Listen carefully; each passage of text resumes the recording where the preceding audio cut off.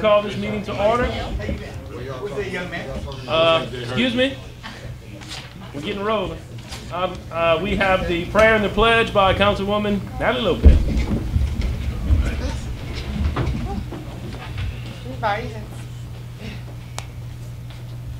Dear Lord, thank you for everything you've given us. Thank you for this beautiful city, for everyone who lives here, for everyone who visits here. Please bless us this year. And I'd especially like to give a special prayer to our state representatives.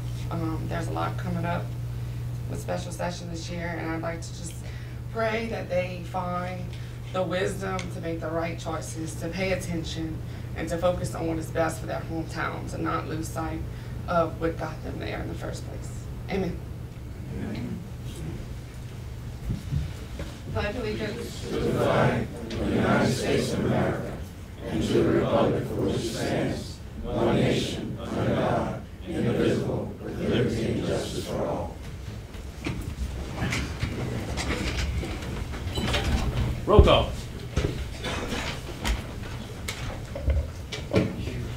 Mayor Pro Tem Dan Doyle. Here.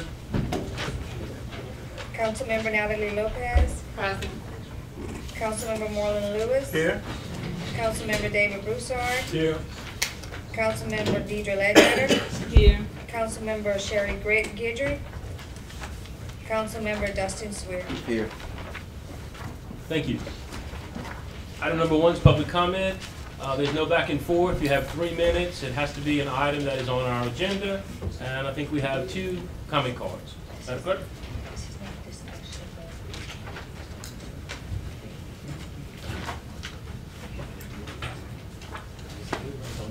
Okay.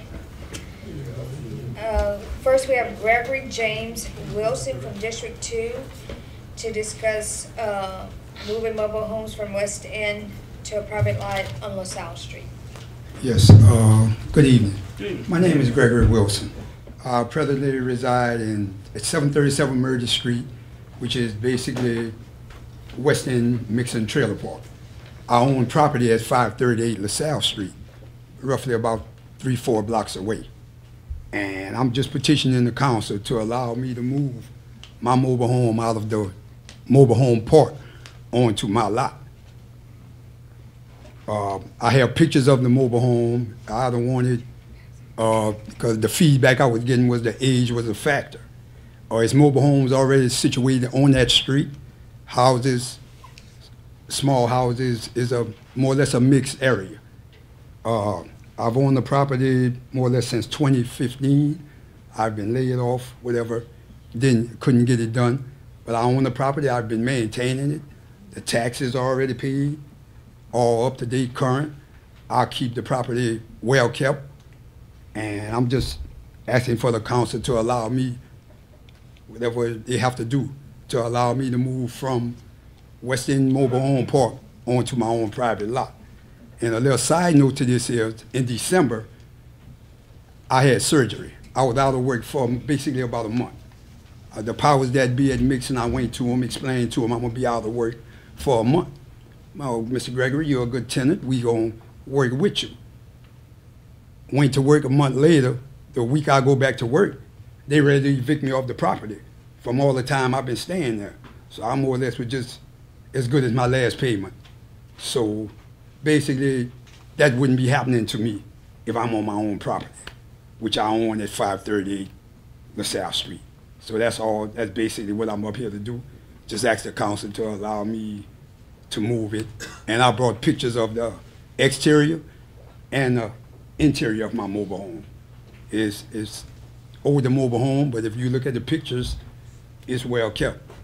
I'll put it up against houses, whatever. I'm not being arrogant, I'm not being cocky, but I'm just trying to do what's best for me. So that's basically what I'm up here to do.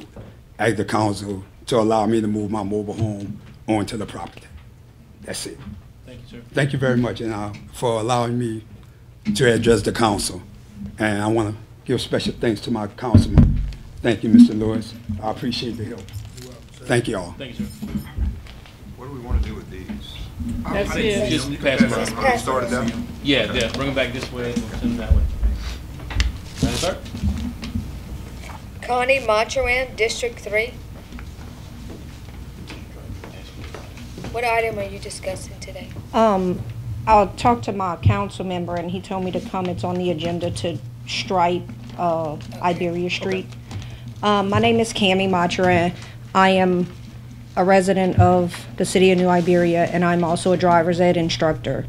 Trying to teach kids how to drive on a street that does not have a center stripe is very difficult, specifically on Iberia Street.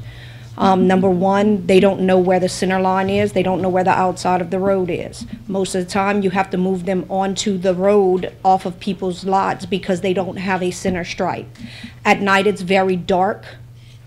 And to try to, there is a dotted line, but it's so light you can't see it. I actually have two kids with me right now. We stopped a minute to come in and talk about this here, and I told one kid, I said, you just went down that road? He said, yes, it's very confusing.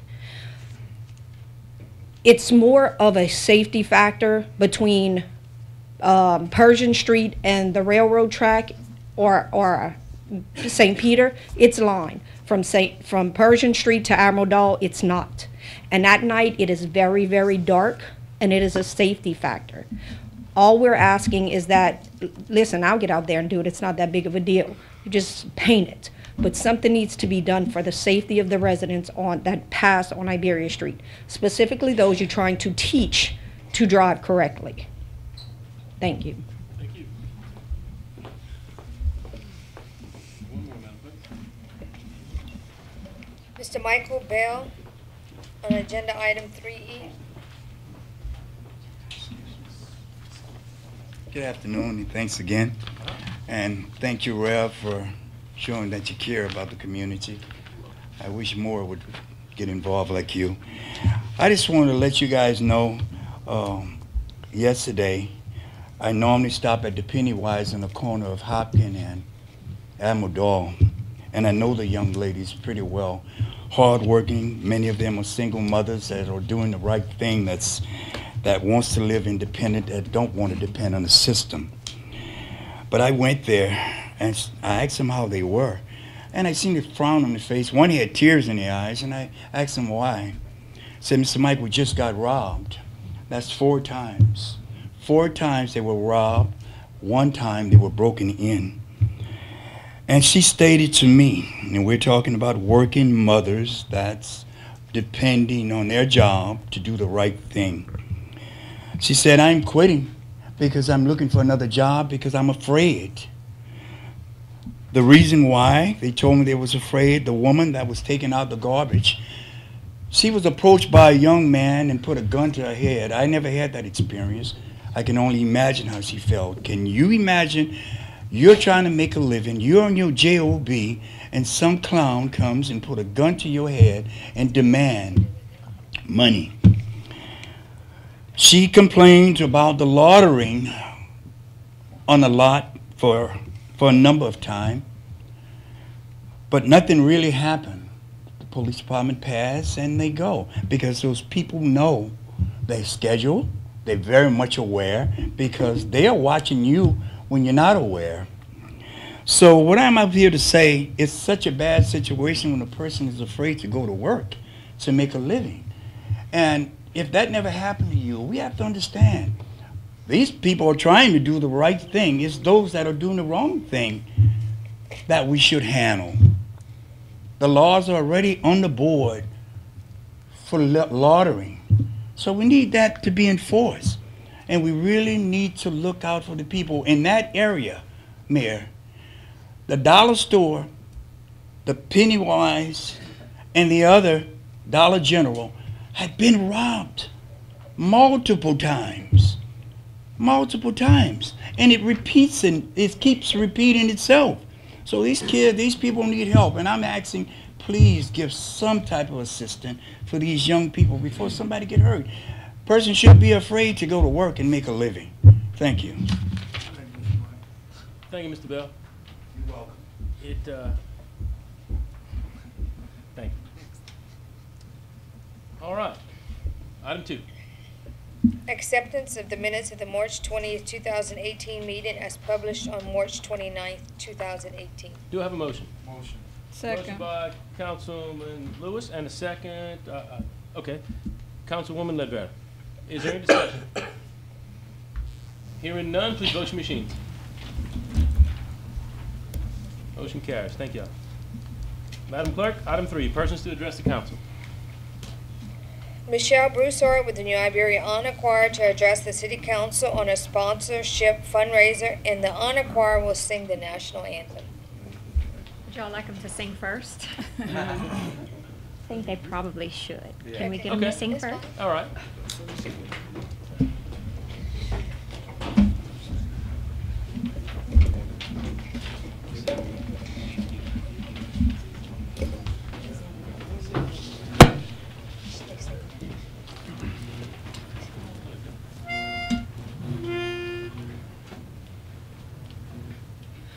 Oh, say, can you see by the dawn's early light what so proudly we hailed at the twilight's last gleaming, whose broad stripes and bright stars through the perilous fight o'er the ramparts we watched were so gallantly streaming, and the rockets' red glare, the bombs bursting in air, gave proof through the night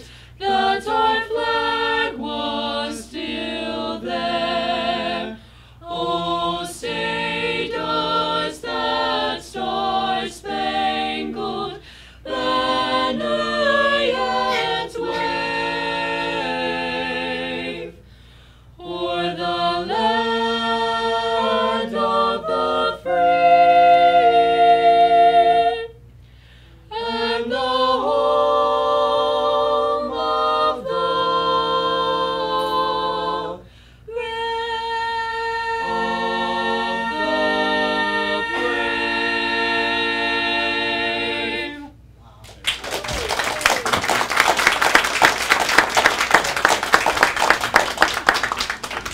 Definitely the best thing we will hear tonight.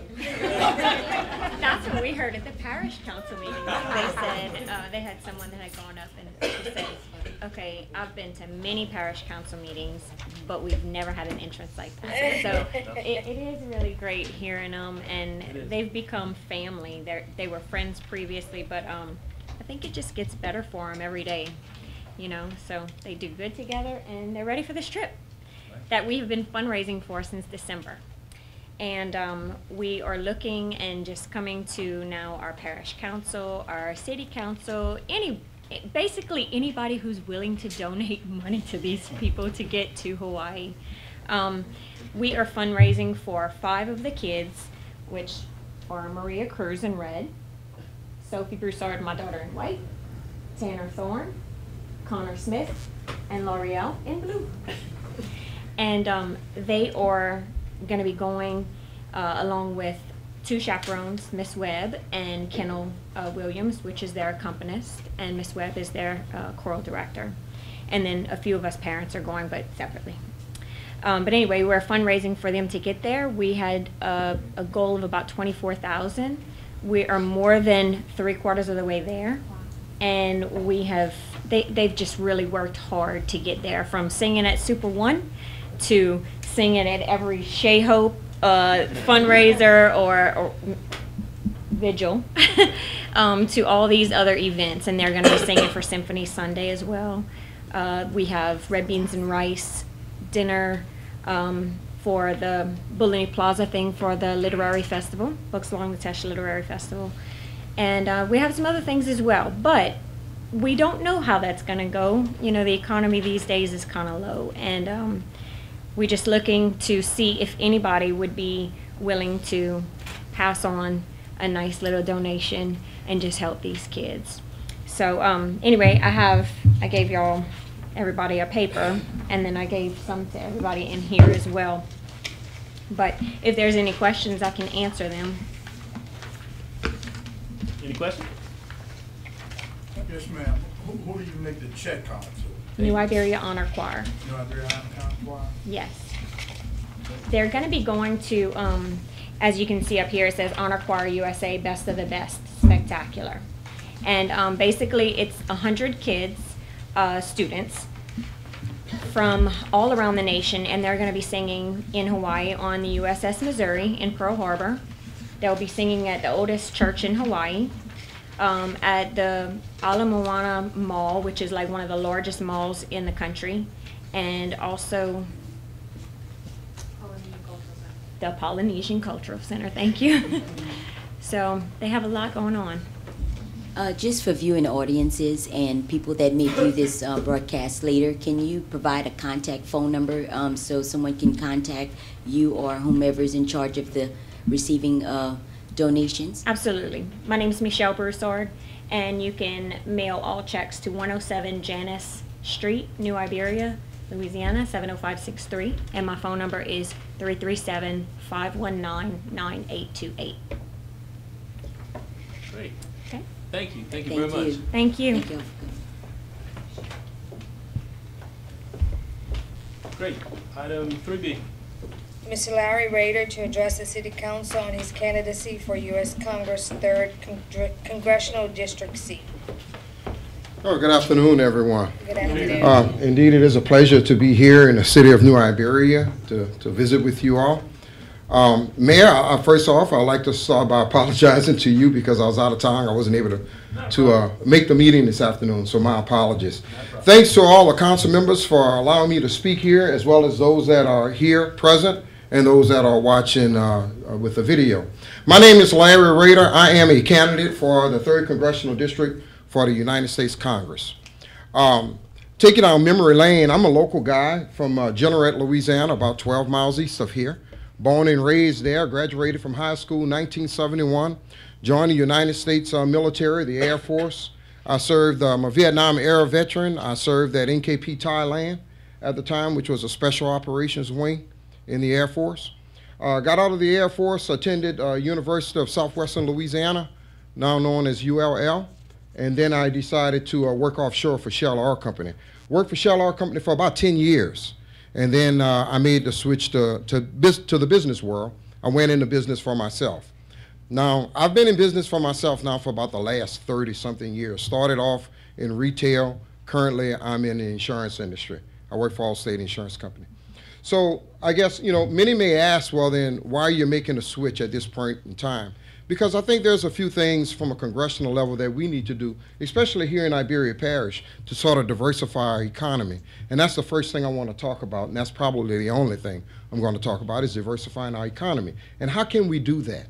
You know, and there's a way, because currently we're struggling. Taxes are down, not only here, but throughout the 3rd Congressional District. How do we lift them back up? The oil industry is down.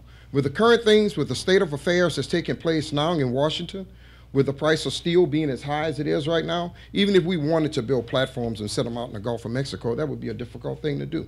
So how do we diversify that economy? Well, here's the thing. This is what I would like to do. I would like to install solar panels on top of elderly people's homes. Let's start with them, because those are the individuals that's most impacted. How they're impacted? Well, a lot of them have to make a decision between buying food, buying medicine, and paying their light bill. So how do we do that? How can that be done?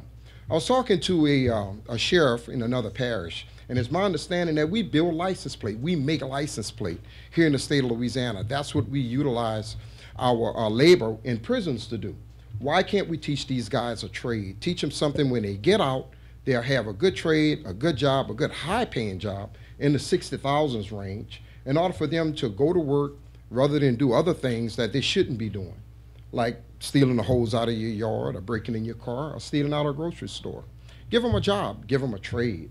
So that's one way we can do it. We could start there, and then we could move into other things, but diversifying our economy by going with the future. Hydrogen, which is the most abundant element in the universe, right? We could utilize, we've got hydrogen, we're sitting on it right here in Iberia Parish. We're sitting on it. We're sitting on it right here. And it's right here in our sewage. So when we have to meet our EPA guidelines, we could convert that sewage into hydrogen, right? And we could do something with that stuff. We could run power, we could power cars, we could power our electrical plant, we could sell electricity. There's a lot of things as cities that we can do that we're not doing.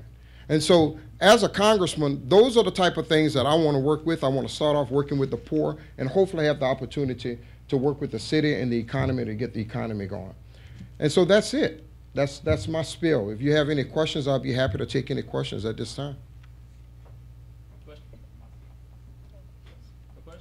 Thank you very much. All right, thank you. My name's Larry Rader, and I'm trying to get your vote. Thank you so much. Yes, sir. Madam Clerk, Reese. Ms. Renee Stansberry, Regional Manager of the Louisiana Campaign for Tobacco-Free Living, to address the City Council on their upcoming event entitled Iberia in the No Resource Fair. Thank you, council members and mayor, for having me here tonight to let you know a little bit more about Iberia in the No. Many of you know me from my work with Tobacco-Free Living, because that's my major hat that I wear. But I also serve as the chair for the Acadiana Healthy Communities Coalition, the new Iberia chapter.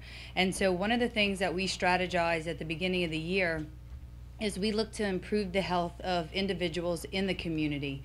So we said, what's the best way, maybe how can we do this that hasn't been done before? So we decided and came up with Iberia in the No. And it's open to the whole parish, and it's to let Iberia Parish residents know about the resources that they have within their own parish and their own community to live healthy lifestyles. And whenever we look at healthy lifestyles, we're looking at the wellness of the individual. So it's not just physical and nutritional, it's looking at spiritual, mental, physical, nutritional, as well as spiritual health of the family and of the individual. So Iberia in the No is going to take place on April 14th from 9 to 1 at City Park. In front of you, you should see a packet looks like this, has my card on there. We're just asking help from community leaders to help us promote this. It is a pilot year, so I call it our learning year, because there was a lot of lessons learned so far, and we foresee it being bigger and better in the future. But the first information in your packet is what we're calling our sponsorship packet. You'll see a list of items that we're looking to do, because at the fair we're looking to have door prizes around healthy lifestyle choices for families and individuals. Next in your packet, you'll see it is a volunteer. Of course, you know it takes a lot of manpower to host such an event. So we have a packet for you. If you couldn't stay all day but could stay an hour, you can see the time slots that we have and who you can contact.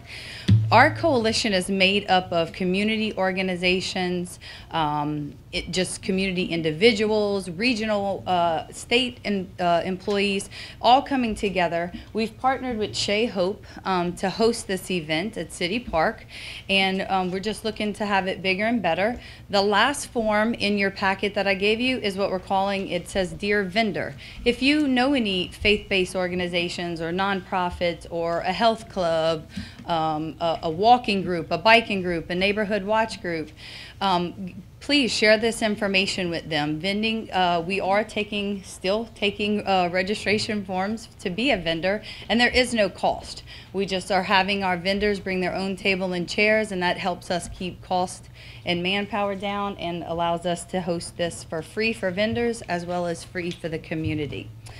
So any questions? All right. Thank you for coming. Well, thank you for Appreciate having it me very here much. tonight. Have a good night. 3D. Cataline Terrio, representing Voices of Innocent Citizens Empowered, to address the City Council on their upcoming event entitled Voice Rally. Yes, and thank you, Mayor and Council, for having me. And I want to invite y'all all to it's our 15th annual rally, and it's unfortunately that we have to keep having them, and they're getting larger. And I say unfortunately because that means more victims, as this gentleman was talking about earlier.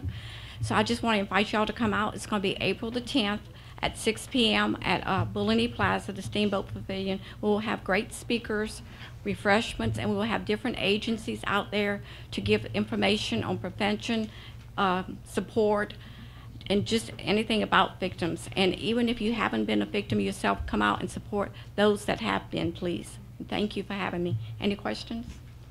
Again, the time, April 10th, Bougainville Plaza. 6 p.m. 6 p.m. Yes, ma'am. And we will have a butterfly release at the end, so it's going to be beautiful. Okay. Thank you. Yes, Natalie? I don't have a question, I just have a comment. Go.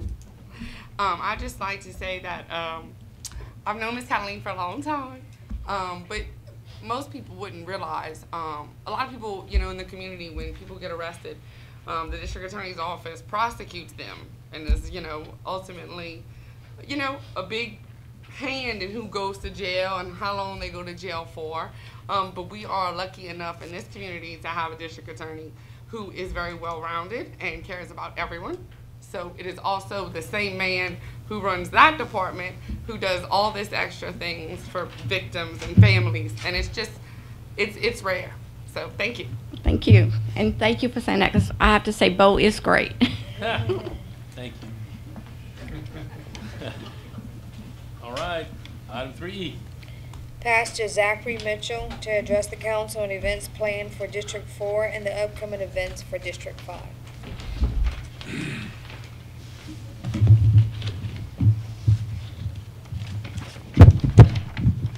Good evening, Council. It's a good evening. And glad to be with you, and I'm also not only thankful but very grateful that you allow us to do this each week. And so since I last appeared before you, we have suffered a loss of another young black man in our neighborhoods, and we are grieved and we are hurting, but we are still hopeful. And I have given you a packet. It's in the brown envelope. I'd like for you to take that out real quick and take those items out. The first thing I want to just make reference to and give a good shout out to Councilman David Broussard. He did an excellent job staying with us, participating, but also a tremendous time of sharing from his heart. And we are extremely thankful to you, sir. And we continue and will continue to work with you as well as the other previous council persons on their district. And so we have a sheet that has the joy in District 3, which we see the atmosphere is changing in the hearts of the people in these neighborhoods. There are people that are continually expressing a desire for someone being on the ground and seeing for their needs. And then on the back of that sheet is just all-night prayer of what we do and prayer points, and then all the various dates for our upcoming prayer, all-night prayer, as well as boots on the ground. You also have a flyer that is promoting the upcoming event for District 4. And if you don't mind, just take one and pass it back, and just leave me the stack. I'll pick it up. But it has the dates and the events, and just want to share that with you real quick. April 14th, 10 a.m. to 10 p.m. is the prayer walk, and it is going to take place at Believers Family Worship Center at 1604 East Admiral Drive. And then we come back at the last Friday of the month, the 27th, with all-night prayer. And then on the 28th, we have boots on the ground, 10 a.m. to 2 p.m.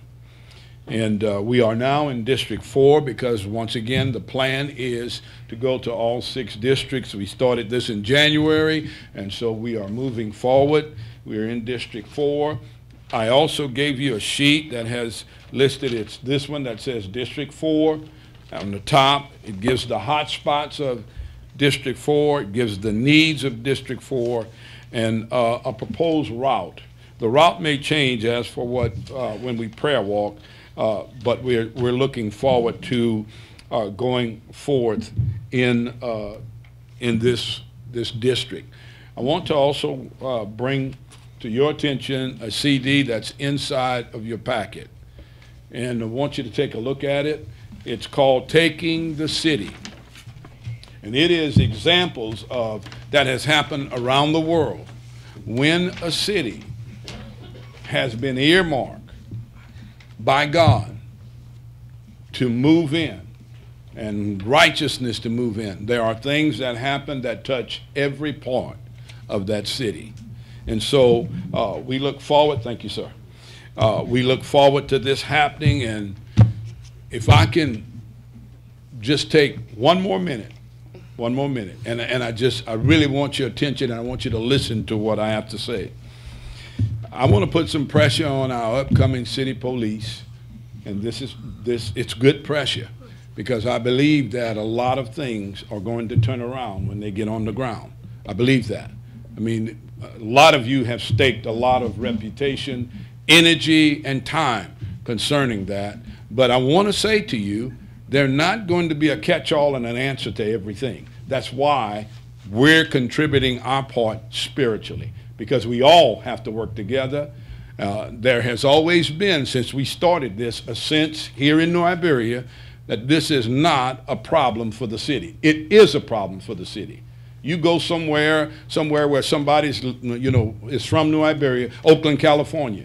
They're checking all the news outlets to see what's going on in New Iberia. What do you think they see? And so it's impacting them where they are. And so we must understand that this thing impacts our entire city, and we need our entire city on board. Last 30 seconds, and you don't give a pastor a mic without him preaching, okay? The city we're looking for is a peaceful city where people are not afraid to come out of their house. The city we're looking for is a righteous city, a city that people are making decisions for what is right, not as what's comfortable or not as what's selfish. We're looking for a city where black people are not judged by their color and white people are not judged by their attitude. Impartial. We're looking for an impartial city. We're looking for a city that supports our children and young people in their destiny. And we are not going to quit. We are not going to give up. We are not going to turn around. We are not going to sit down until this thing is done. Last word. Many of you may like the Rocky series. Rocky 2 is especially dear to my heart. There's a scene in there where,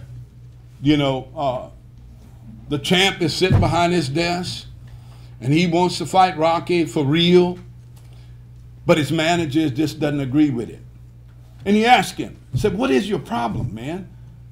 I know I can beat this guy. What is your problem? What is your problem?" He said, "Do you want the truth? Tell me the truth." He said, "I'm going to tell you the truth." He said, "I saw you beat that man like no other human being has been beat. And the man kept coming after you. The enemy, which is the devil, is banking on us quitting. So are you going to stay in the game or are you going to give up?" Bless you and keep you. Thank you for the time. I'm sorry, any questions? I never do ask that. Yes. I enjoyed every minute of being there for all three. Natalie, you had a good time? The first round, you started off? Yeah, Marlo, you had the second round, you had a good time? Great time. I went short. Most of that, 10 o'clock at night, go to mass. I didn't leave till 12:30, I was enjoying the whole time. I mean, all dimensions of churches were in there. Yes, sir. And man, I was awake the whole time. Come on. We hear you. It was nice. And Very seeing good. Seeing the streets, it was so impressive. Seeing the streets, y'all took your time and listed every street of my district. Yes, sir. On the walls. And they went after and prayed, put their hands on those lists. Yes, sir. And prayed. I went to do it too. Yes, sir. It made a difference. Thank you. And if I dare the rest of this council and even show up at some of these things, it can only help. Please. Thank you. They go all out, whether you're there or not, they're gonna go. We will not quit. Thank you, Mr. Zach. You're welcome. Mr. Zach. Yes. Pastor Zach? Yes, ma'am. I'm sorry. You did tell us a story about the crabs in the bucket on the last time. Yes, ma'am. Well, on my vacation, I did some crabbing at a particular spot.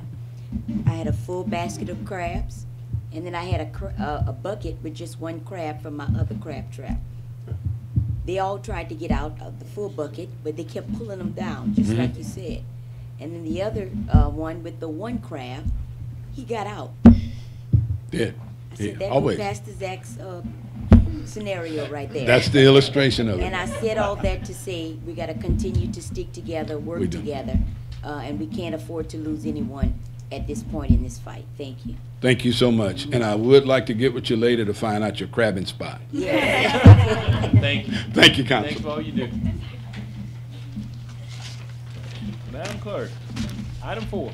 Public hearings. A, public hearing on introduction of an ordinance fixing the terms of the sale of real estate belonging to the city of New Iberia to Edward Toriak.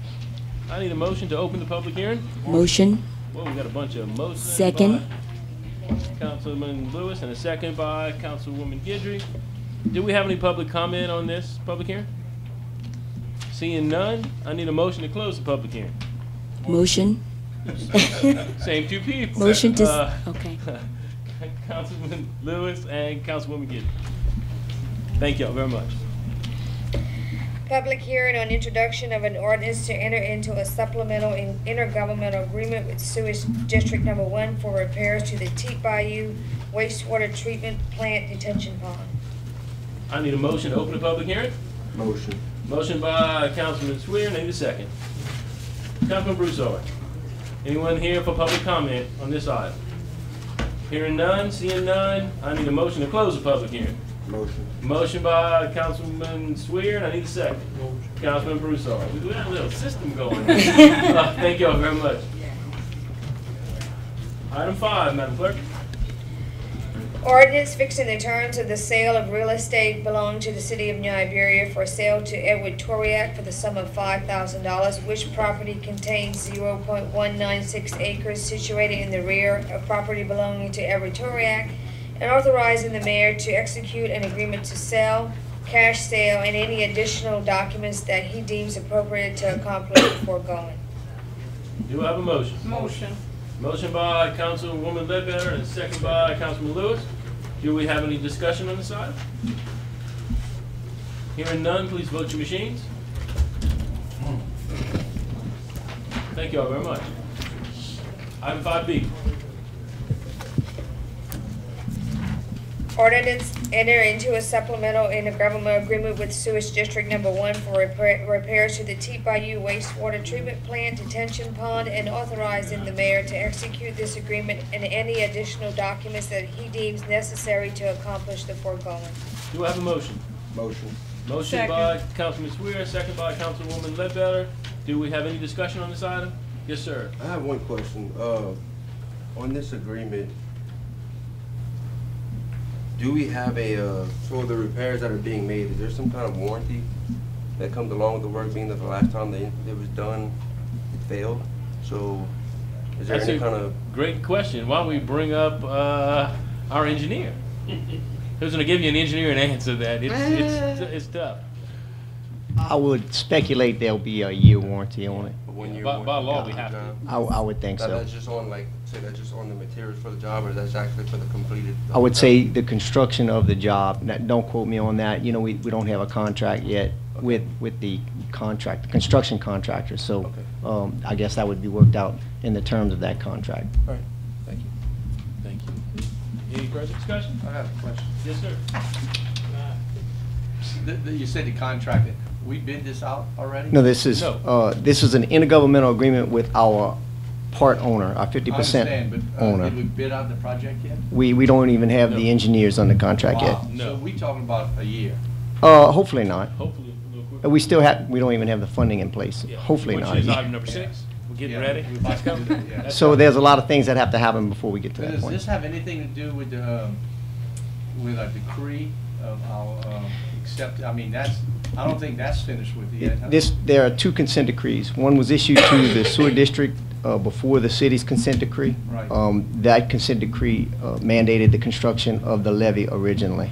Okay? Correct. I remember. That levee's failed twice and needs to be reconstructed.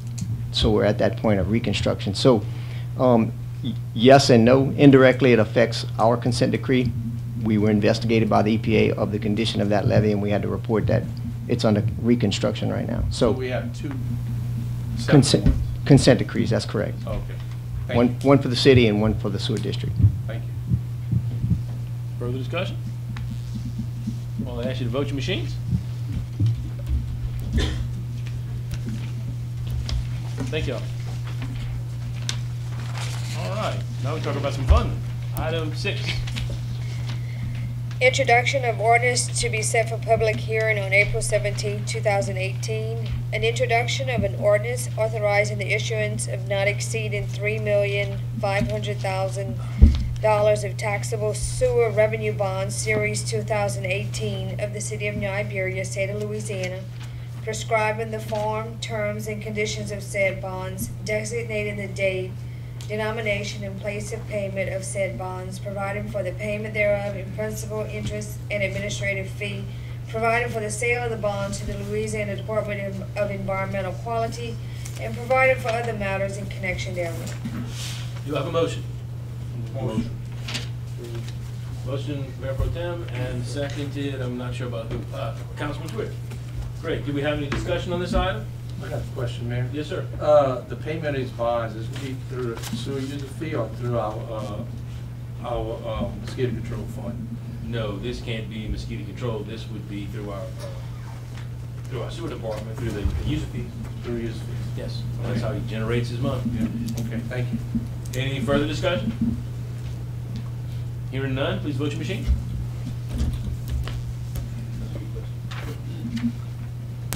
Item 7. Resolution recognizing the week of April 2nd through April 6th, 2018 as National Community Development Week and recognizing the Community Development Block Program. Great. That's no resolution? No, I just gave a sample resolution, Okay, so, which I gave to them. good. Do we have any questions or comments? No. Great, Go thank you. Jane. What's that? I said, go Jane. Yep. Let's get a motion. Great. Can I get a motion? Motion. All right, motion by Councilwoman Lopez and a second by Councilman Broussard. Any discussion? Hearing none, please vote your machine. Thank you. Property standards. Mr. Land. Did you vote? No, can we do it again? Okay. Sure. I'm sorry. Reset, please vote your machines. Good, thank you. Thank you. All right, Mr. Land. I'm going to defer to Ms. Guidry. All This is right. the one that's coming back up. Yes. Revisit demolition of property located at 306 South Hopkins Street, New Iberia, Louisiana, to remove property from the condemnation list by Councilmember Sherry Guidry. Councilman Gibbons? Is Ms. Nouveau here or present for this particular property? Ms. Dolores, I spoke with her and she said she was sending a family member in her place to stand as proxy, so that person didn't make it? Okay. I was in contact with Ms. Dolores today and also with her daughter as well, who was supposed to be here on today. I'm still making calls, still trying to resolve. And just a quick review from the last city council meeting. On the last city council meeting, I made a recommendation to tear down this building due to severe damage, holes, large holes in the back of the building. There are constant complaints from the neighbors nearby, posing a threat and a safety hazard to the youth and the elderly, but most of all to the youth that walk on the side of that track to catch the bus. Also, too, near West Washington, the elderly were scared to come out and of their homes at a certain time at night. They weren't sure on what was going to be coming out of these large holes that was on the back side of the building. After numerous attempts to connect with Ms. Dolores of 1.5 years, I think that's about the right amount of time, Mr. Landry? We sent her the first letter in 2014. Mm-hmm. And then it was on the list in 2017. Right. And And I think we revisited, I made several recommendations along with yourself to revisit it 30 days, 60 days, back and forth. And in between that time, I've made at least 20 calls to this particular individual that owns the resident. And also too, she kept saying that she would rectify the situation. Still no compliance, and then finally we reached the conclusion on last city council meeting that I made the motion to take the building down. And out of integrity for this particular situation, I think I went above and beyond. Even after that last meeting, our last meeting, I still gave a call to this particular resident, and she answered the phone, and I told her what motion that I did make, so that way she didn't just hear it off of the news, someone made a phone call to her, or someone just passed by and told it to her. I wanted her to know from me. And to my surprise, within 24 hours, she actually rectified the situation. I stayed in close contact with our legal counsel, Mr. Jeff, and also the mayor, and also Mr. Jimmy. I even went after those 24 hours, which was 48 hours, and she wanted me to come and take pictures of what she had done to improve the property. Not only did she board up the property and the large, huge holes that was in the building, but she also cleaned out the building, took out mattresses, wood, clothing, plastic, and whatever else debris that's all piled up you see at this picture. So the building was cleaned out and boarded up, but I did let her know that I'm not an inspector and I don't know anything about you know, compliance as far as the proper, and she would have to you would have to give it the final say so. Lastly, I just want to say there were some benefits of me making that motion.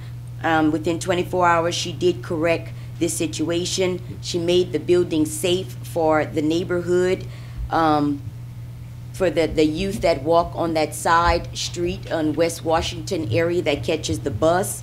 The city is safer. You don't have different things or people coming in and out at all hours of the night.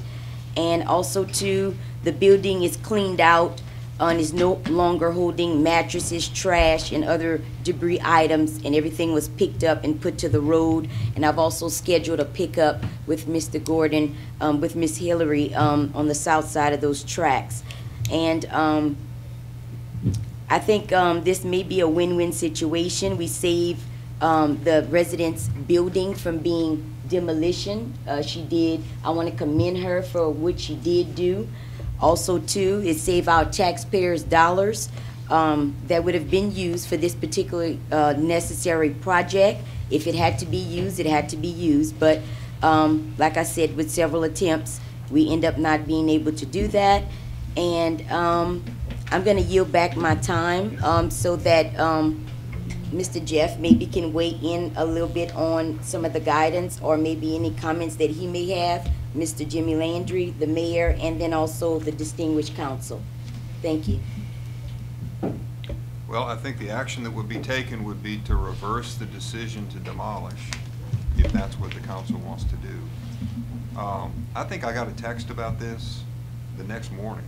Yes, sir. From Councilwoman Guidry, who said, you know, hold up. This woman said that she would do the right thing and board the building up. So then we just decided not to take any action because she still had a little time to appeal. We weren't about to tear the building down. But yeah, that moved very quickly. But I think the action that would be taken would be to cancel the decision to demolish. If that's what y'all want to do.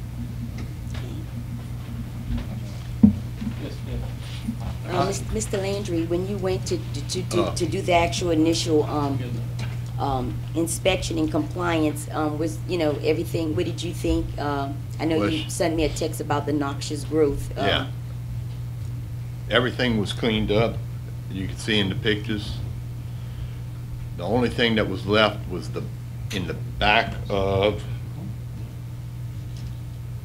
the block building that's on the right. There's a lot of overgrowth. behind that building. That On needs by to be. the fence? Yeah. that- Okay. And originally, that's the first complaint I got on the house was that backside. That neighbor was complaining about that overgrowth I spoke and to him trying to get today. it cleaned up. Okay. Okay. So, what's your recommendations, Well, Mr. Jimmy? I'm waiting to see what it's Okay, y'all decision. But they did meet the code and compliance, though. They boarded it up. Okay. It's secured. All right.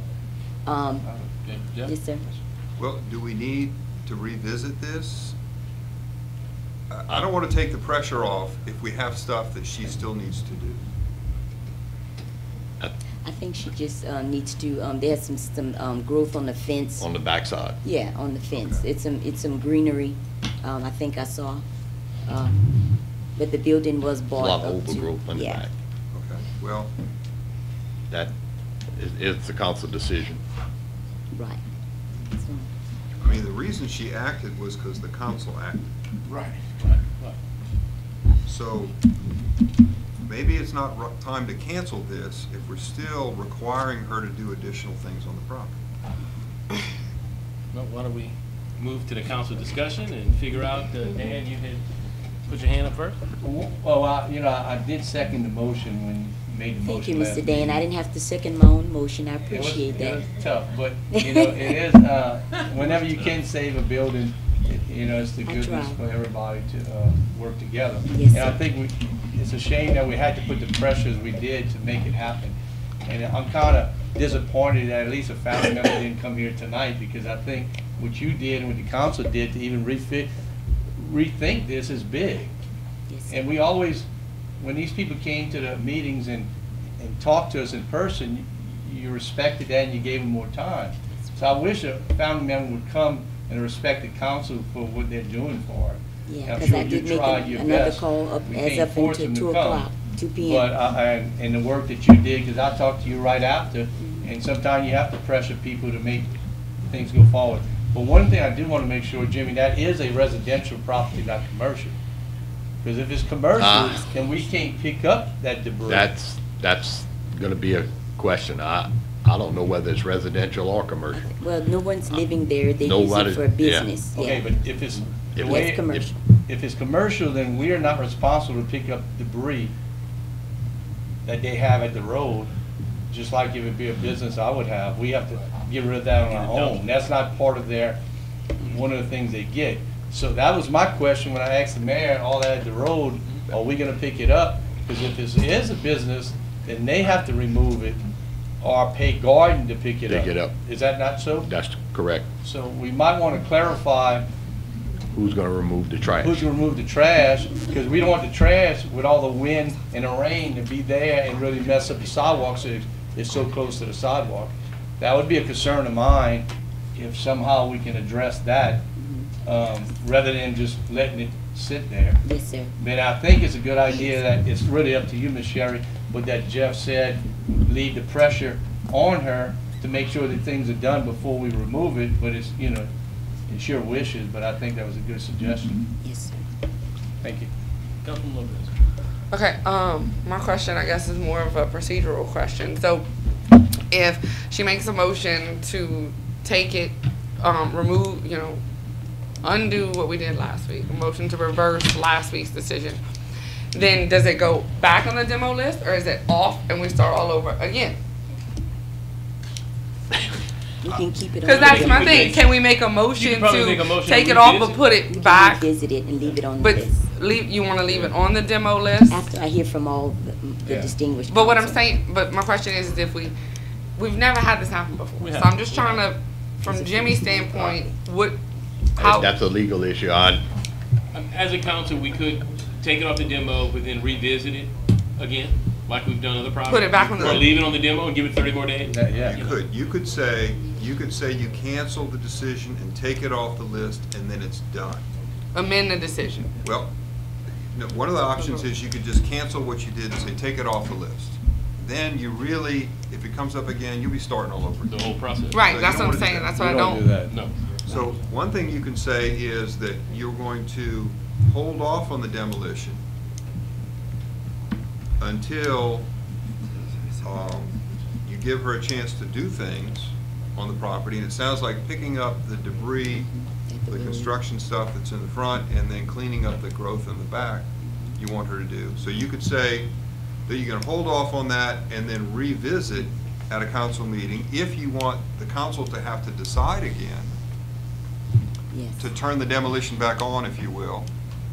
Or another possibility you could say is proceed with the demolition unless she does things to stop it, and then it doesn't come back to the council. But then that's, depends on how y'all want to do it.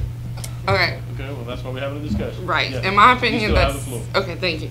The second thing he said makes no sense because then people aren't going to take it serious if we put it on. Oh, we put it on. We're not going to take it off, but we'll leave it on. But if you do something, then we'll take it back off.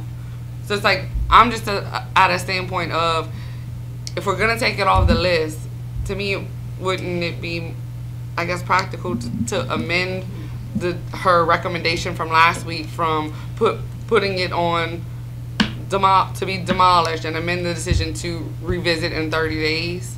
That way, in 30 days, if it's nothing, then we can just go back to right where we were, demolish it. I don't think you can go right back. What you mean? You think if we put it back? You know, I think we have to go through certain You think if things we to put it on demo. So if you take it off, then you have to go through that whole hoorah again. If you leave it in demo, we're not gonna demo it in a week. You know, so you leave it in demo, don't you think? And if she doesn't do it, we could demo it. But if she does, then Ms. Well, that's Sherry what can come back. was my Yeah. that was that's what she was said. my first question was if we put it back on demo list, do we start from the beginning or can we just do 30 days and? I would like to hear from all the council, and then after that, I can make a recommendation with Yeah, with no, whatever I'm y'all give asking me. from like Yeah, but that's a for technical, Jimmy's from Jimmy's knowledge. What is your knowledge of this? I've never had one like this So, before. okay, So so I'm gonna let Jeff, whatever To Jeff answer one tells us question to at a do. time so we stay, everybody knows the answer. You could amend it and add 30 days and revisit it in 30 days without having to start the whole process over. Right, but do you want it to come back before the council for a decision in 30 days? I mean, personally, I do. I mean, we're talking since 2014. I mean, I'm gonna do whatever she says Either in that 30 or you days say, "Here's your when ultimatum." I had to revisit. But Your other choice is to say, Deadline. if you clean it up and clean up the vegetation and take care of the trash, we won't tear it down. If you don't do those two things, in 30 days, we're tearing it down. So you can look at it either way.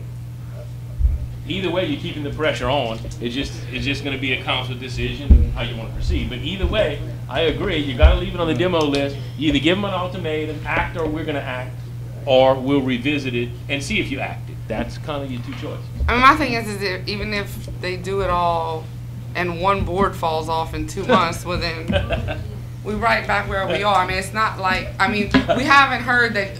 I guess I'm more in tune with a revisit because I'd like to hear what her long-term plans for the property are. And not just play kick the can, how we said last time, patty cake, all these wonderful phrases. Beat the dead horse. But, yeah, that's my thing. I would rather a revisit. That way we can hear what Ms. Guidry has to say, what she's discovered, and I'm going to support whatever she wants. But my thing is like, we can't set this image of we tearing you stuff down. Oh, no, you put a board up. Oh, no, we not. Like, the point is not just to get the houses boarded up. The point is to make the streets look better. Is that not the ultimate goal?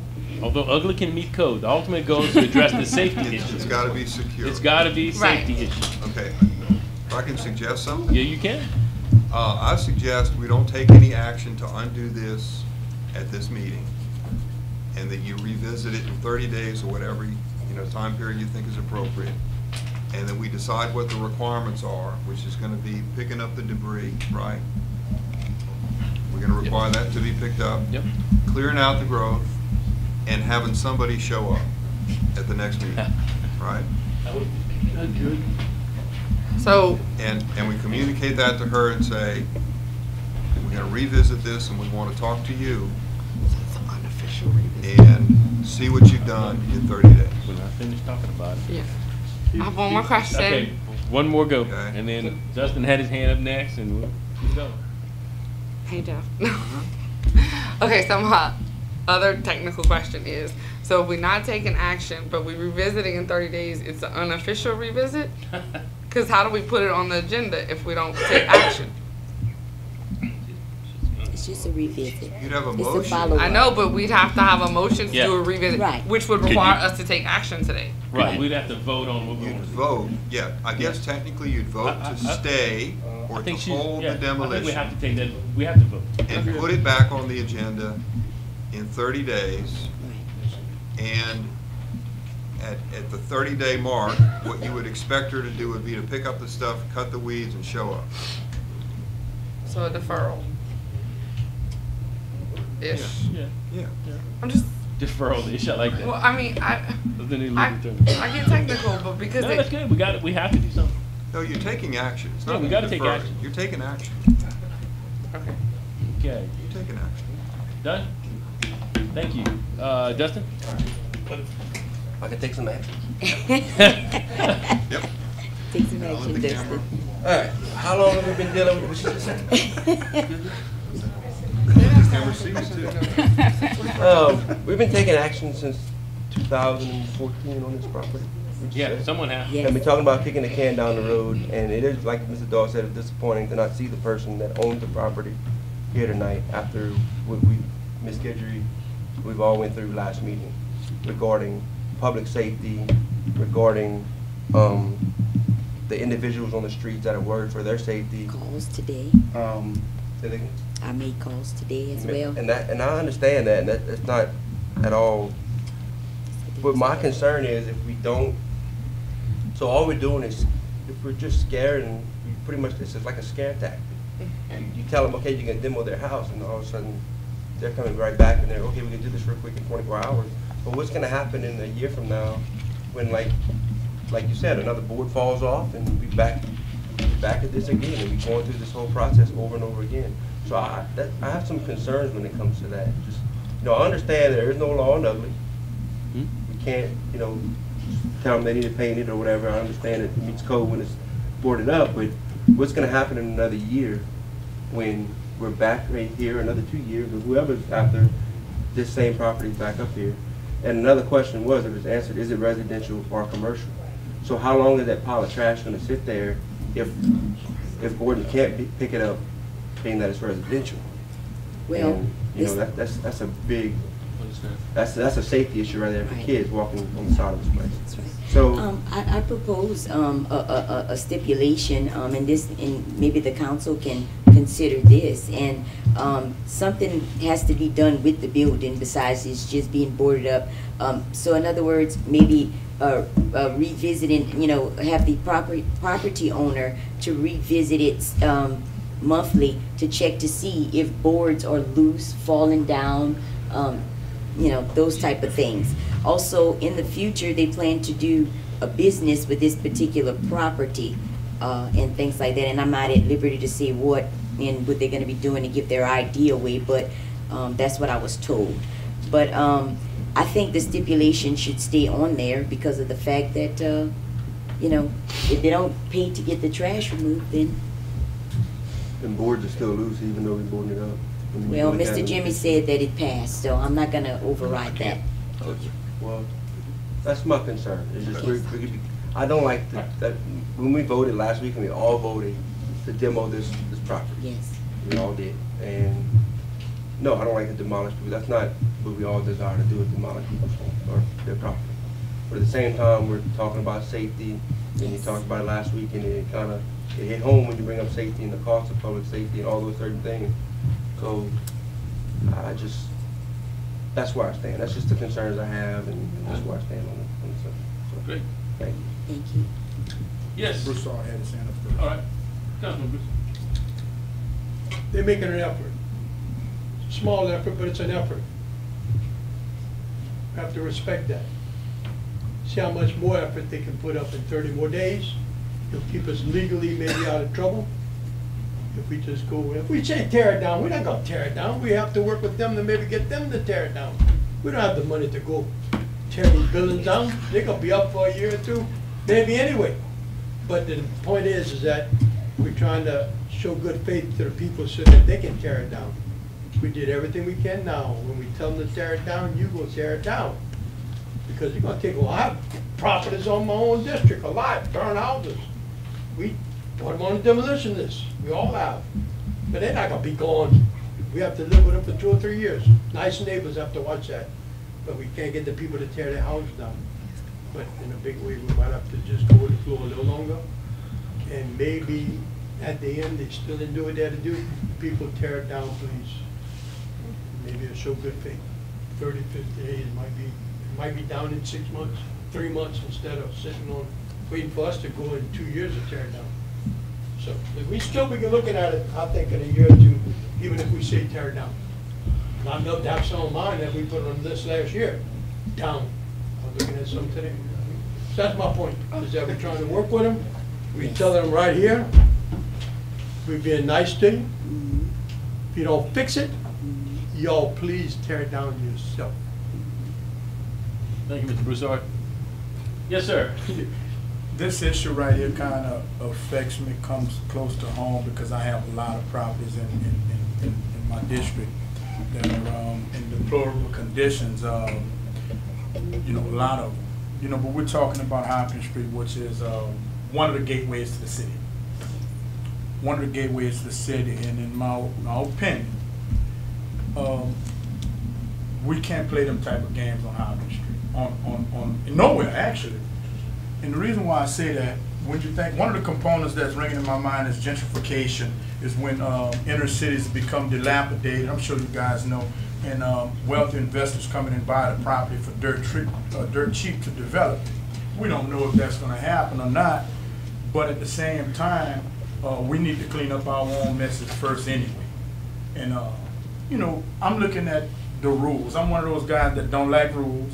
If I pay my credit card on later, day late, they say $35. I always call and ask them if I can get some favor. But this is a little different. You know, sometimes they do, sometimes they don't. You know, in my opinion is, leave it like it is. And we do have money to tear it down. Yes, we know that. We have a few dollars in the kitty to tear it down. But then there's so many others to tear down. You know, so I ran to be a part of a serious organization, city council, that takes care of serious business. I'm with you guys on the points y'all made about no one coming up to acknowledge the fact that we have gone above and beyond as a council. Along the lines of 2014, it came before the council. 2017, it got on the list. And if you just do the math, it may never get done. And so we have a building that's going to stay on Hopkins Street, never done. If I had to recommend anything, I would leave it just like it was. Demolish it. And let the process do what it do. Because the process is a lengthy process anyway.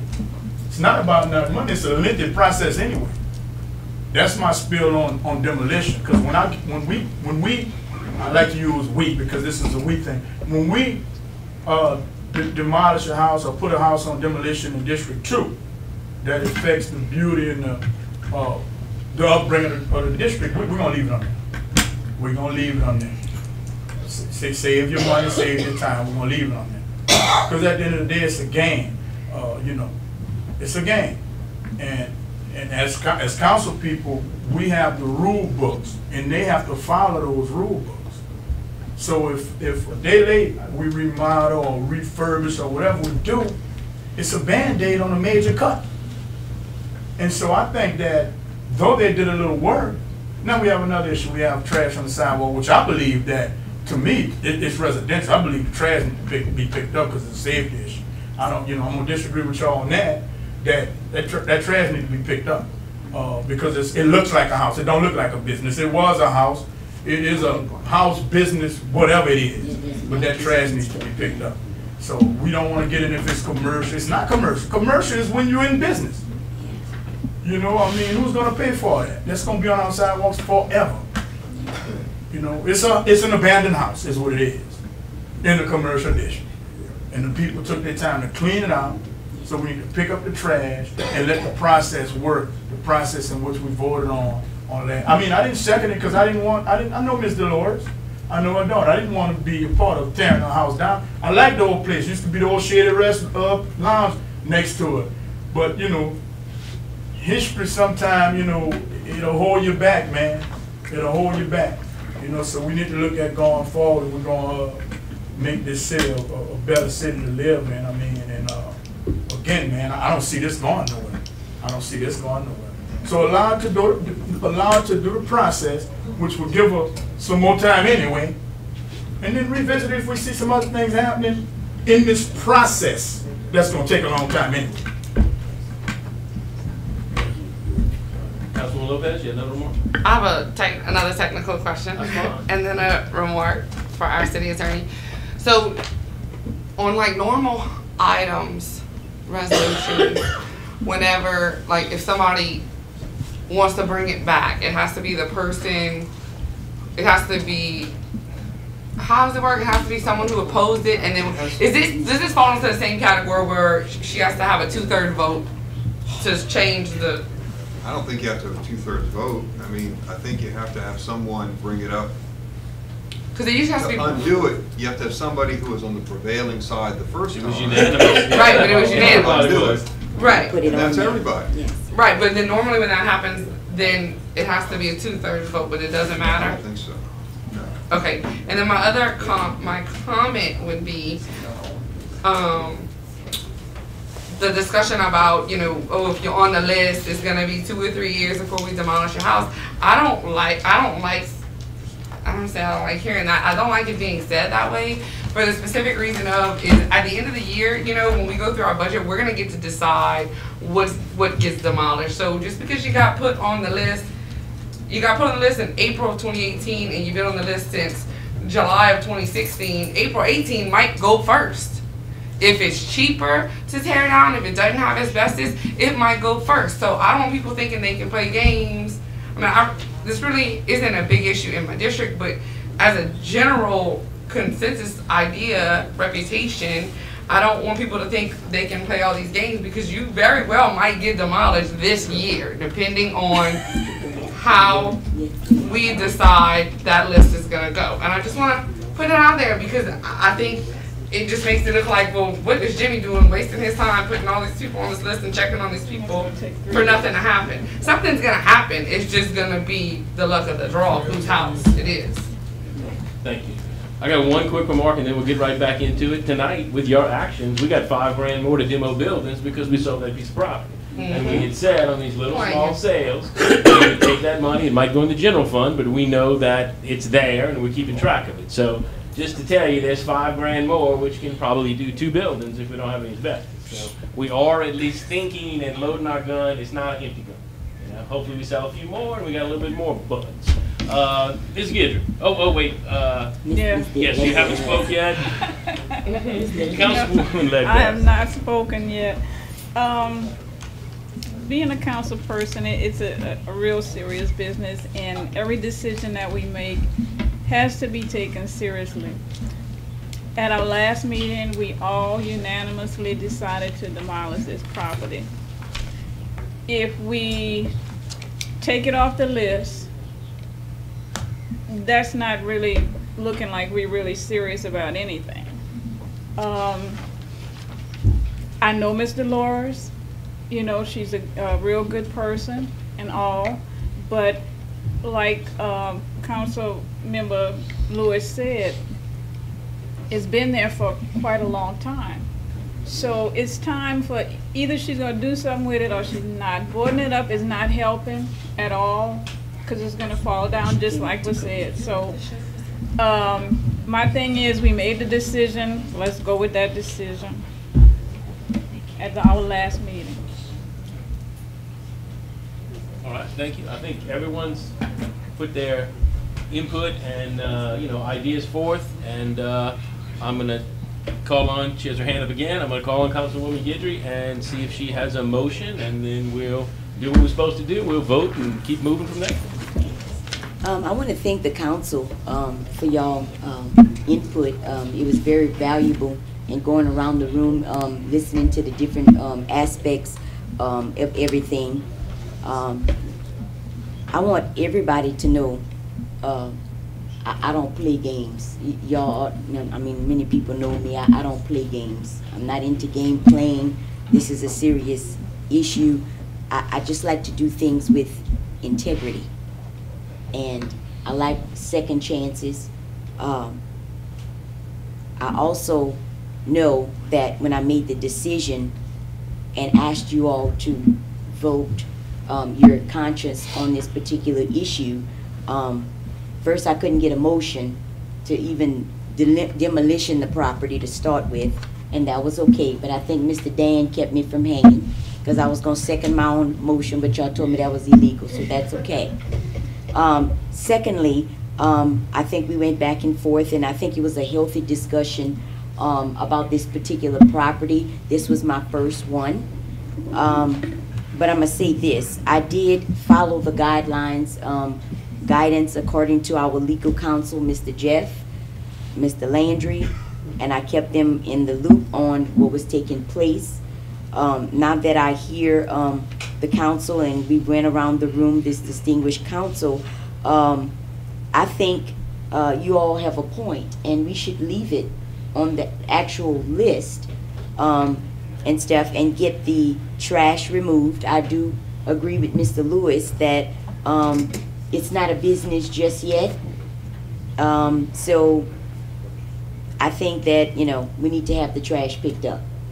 That does pose another safety hazard as well. And the overgrowth, the noxious overgrowth on the fence, that needs to be taken care of, with the fact that a person should show up for the next time for it to be revisited. So if we can leave it on the list, if you all want, let it, you know, continue to take the process, revisit it, and actually, I'm go as far as to say in 30 days, you know, and maybe then that person, the resident, Ms. Dolores, can tell us what, you know, her future plans. I mean, I know, but I would like for her to tell you all her future plans for this building. I agree with Mr. Dustin. We can't fix ugly, or we can't fix, how did you say it? There's no law on ugly. There's no law on ugly. Ugly needs code. Ugly needs code. It was brought up to code. The building is up to code. And that's where we are asking every citizen to bring it up to code. And when they bring it up to code, like the one on Providence Street, we take it off the demolition list.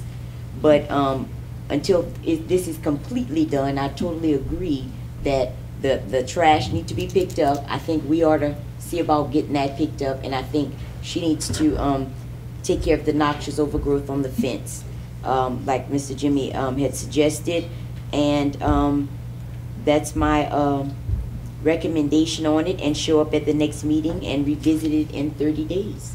I really appreciate y'all support on this particular issue. And again, when I brought up safety hazard, and you seen the hole in the back of the door, I think that was the back door, right? Okay.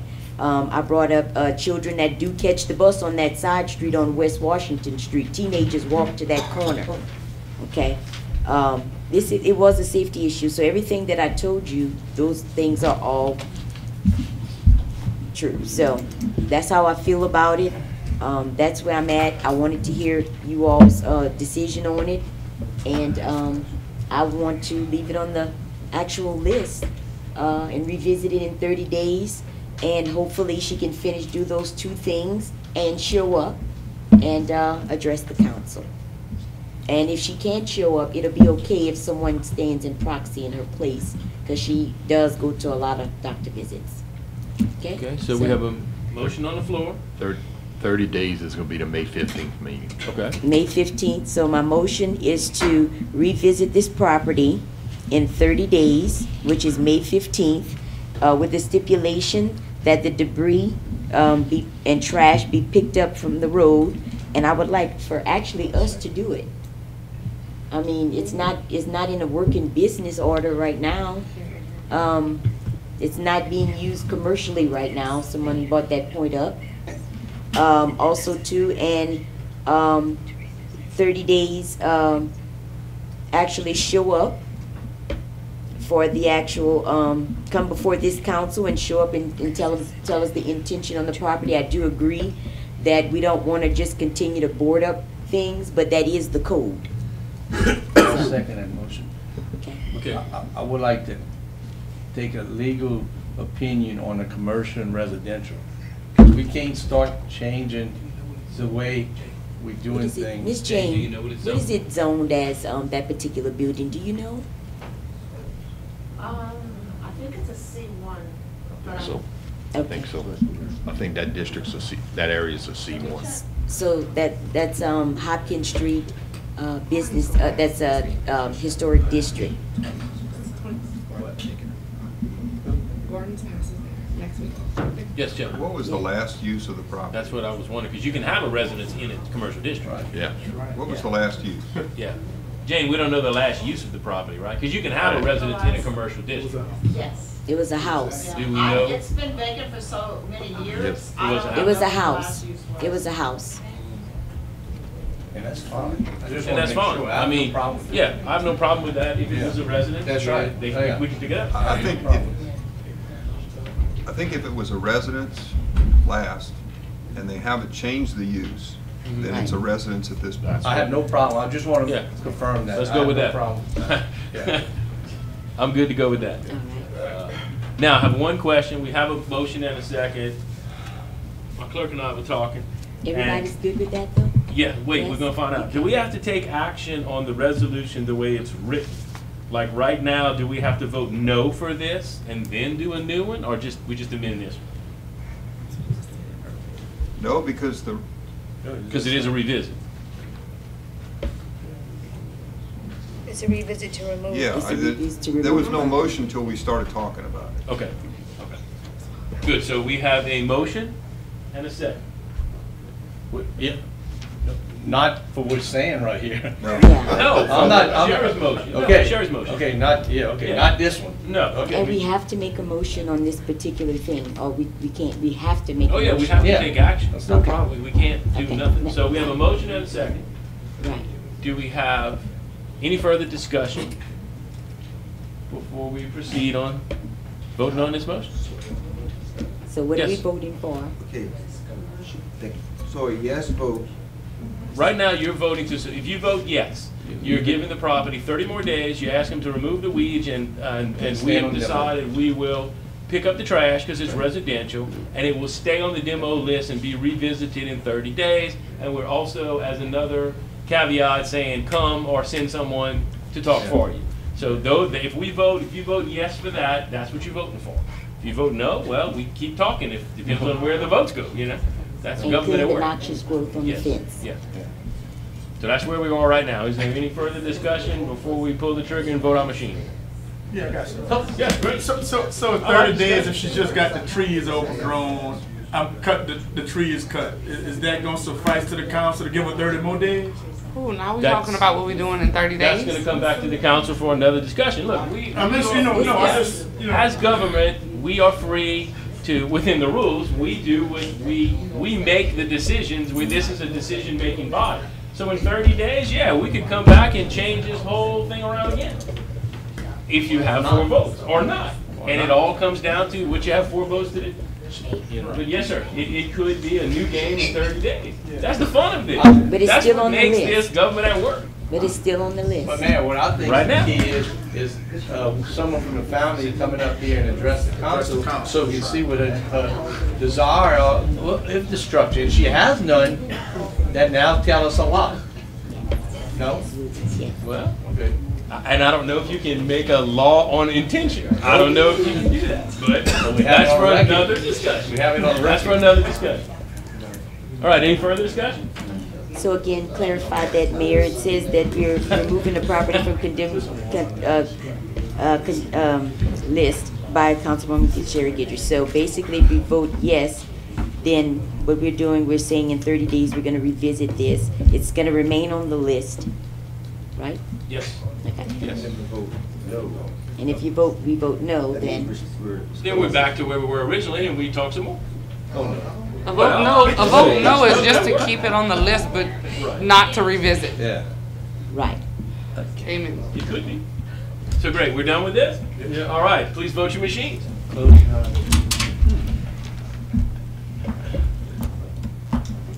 Dustin, you didn't vote. He voted. He voted. He's a little red light. Yeah. Oh, where is it? Okay, great. So we, Wait a motion carries. So if this didn't light, oh, okay, it's on the opposite side. Right. Okay. It's I got you. We now. haven't seen red We haven't lights. seen very many red lights in a long time, so. Cool. So you got your let 2/3, Mr. girl. Sweet. Yeah. All right. Great. Motion carries. Thank y'all. Thanks for a good discussion. You saw she wore it like.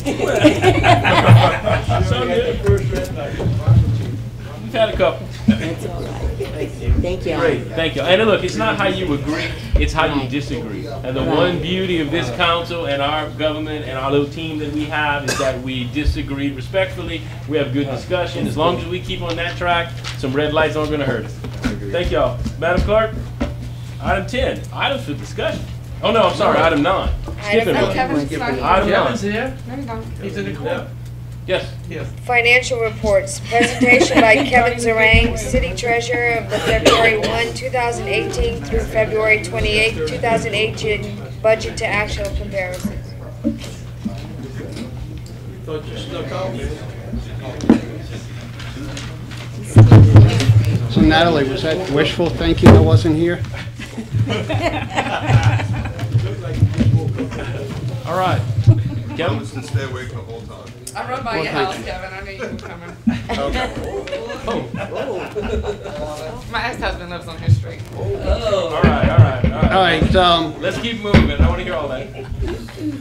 what you have in front of you and what we're presenting is the year-to-date for the period November 1st, 2017 through February 28th, 2018, which is a 4-month period, which means we should be at 33.3% of our budget. If you look down the lines, where we have a couple of issues is City Court is at 15% of their revenue, and legal is at 15.6% of their revenue. Also, administration is at 0.2% of their revenue. Those are all issues that we're working on and paying attention to. On the other end, we're looking at insurance being at 71.73% of its expense, and that's due to annual policies being paid at the beginning of the period. Finance is at 42.23% of its expenses, and that's due to some of our software agreements. The renewals came up at the beginning of the year instead of 1/12 evenly. Planning and zoning, that is due to Church Alley and the way that is running through. We didn't budget for the expenses in this year, but at the same time, we didn't budget for the reimbursements of those expenses, which we are paying back. We were reimbursed at 80%. Nonprofit allocations is at 61%, and that is due to the contribution being made in a lump sum versus evenly over a 12-month period. Police Department is at 22.42% of its revenue and 24.49% of its expenses. And that is because basically the Police Department has only had 2 months of revenue and 3 months of expenses. So actually, when you look at it upon the time it's been in existence, it's actually exceeding, or it's better than budget. I'm not going to say exceeding because it could be misinterpreted. It is operating better than budget. Overall, general fund is at 29.67% of its revenue and 29.56% of its expenses. Parks is at 66% of its revenues because we pick up the ad valorem taxes at the beginning of the year. They're at 27.87% of their expenses year to date. Public Works, same thing. Ad valorem is picked up at the beginning of the year, and they're actually at 27.05% of their expenses.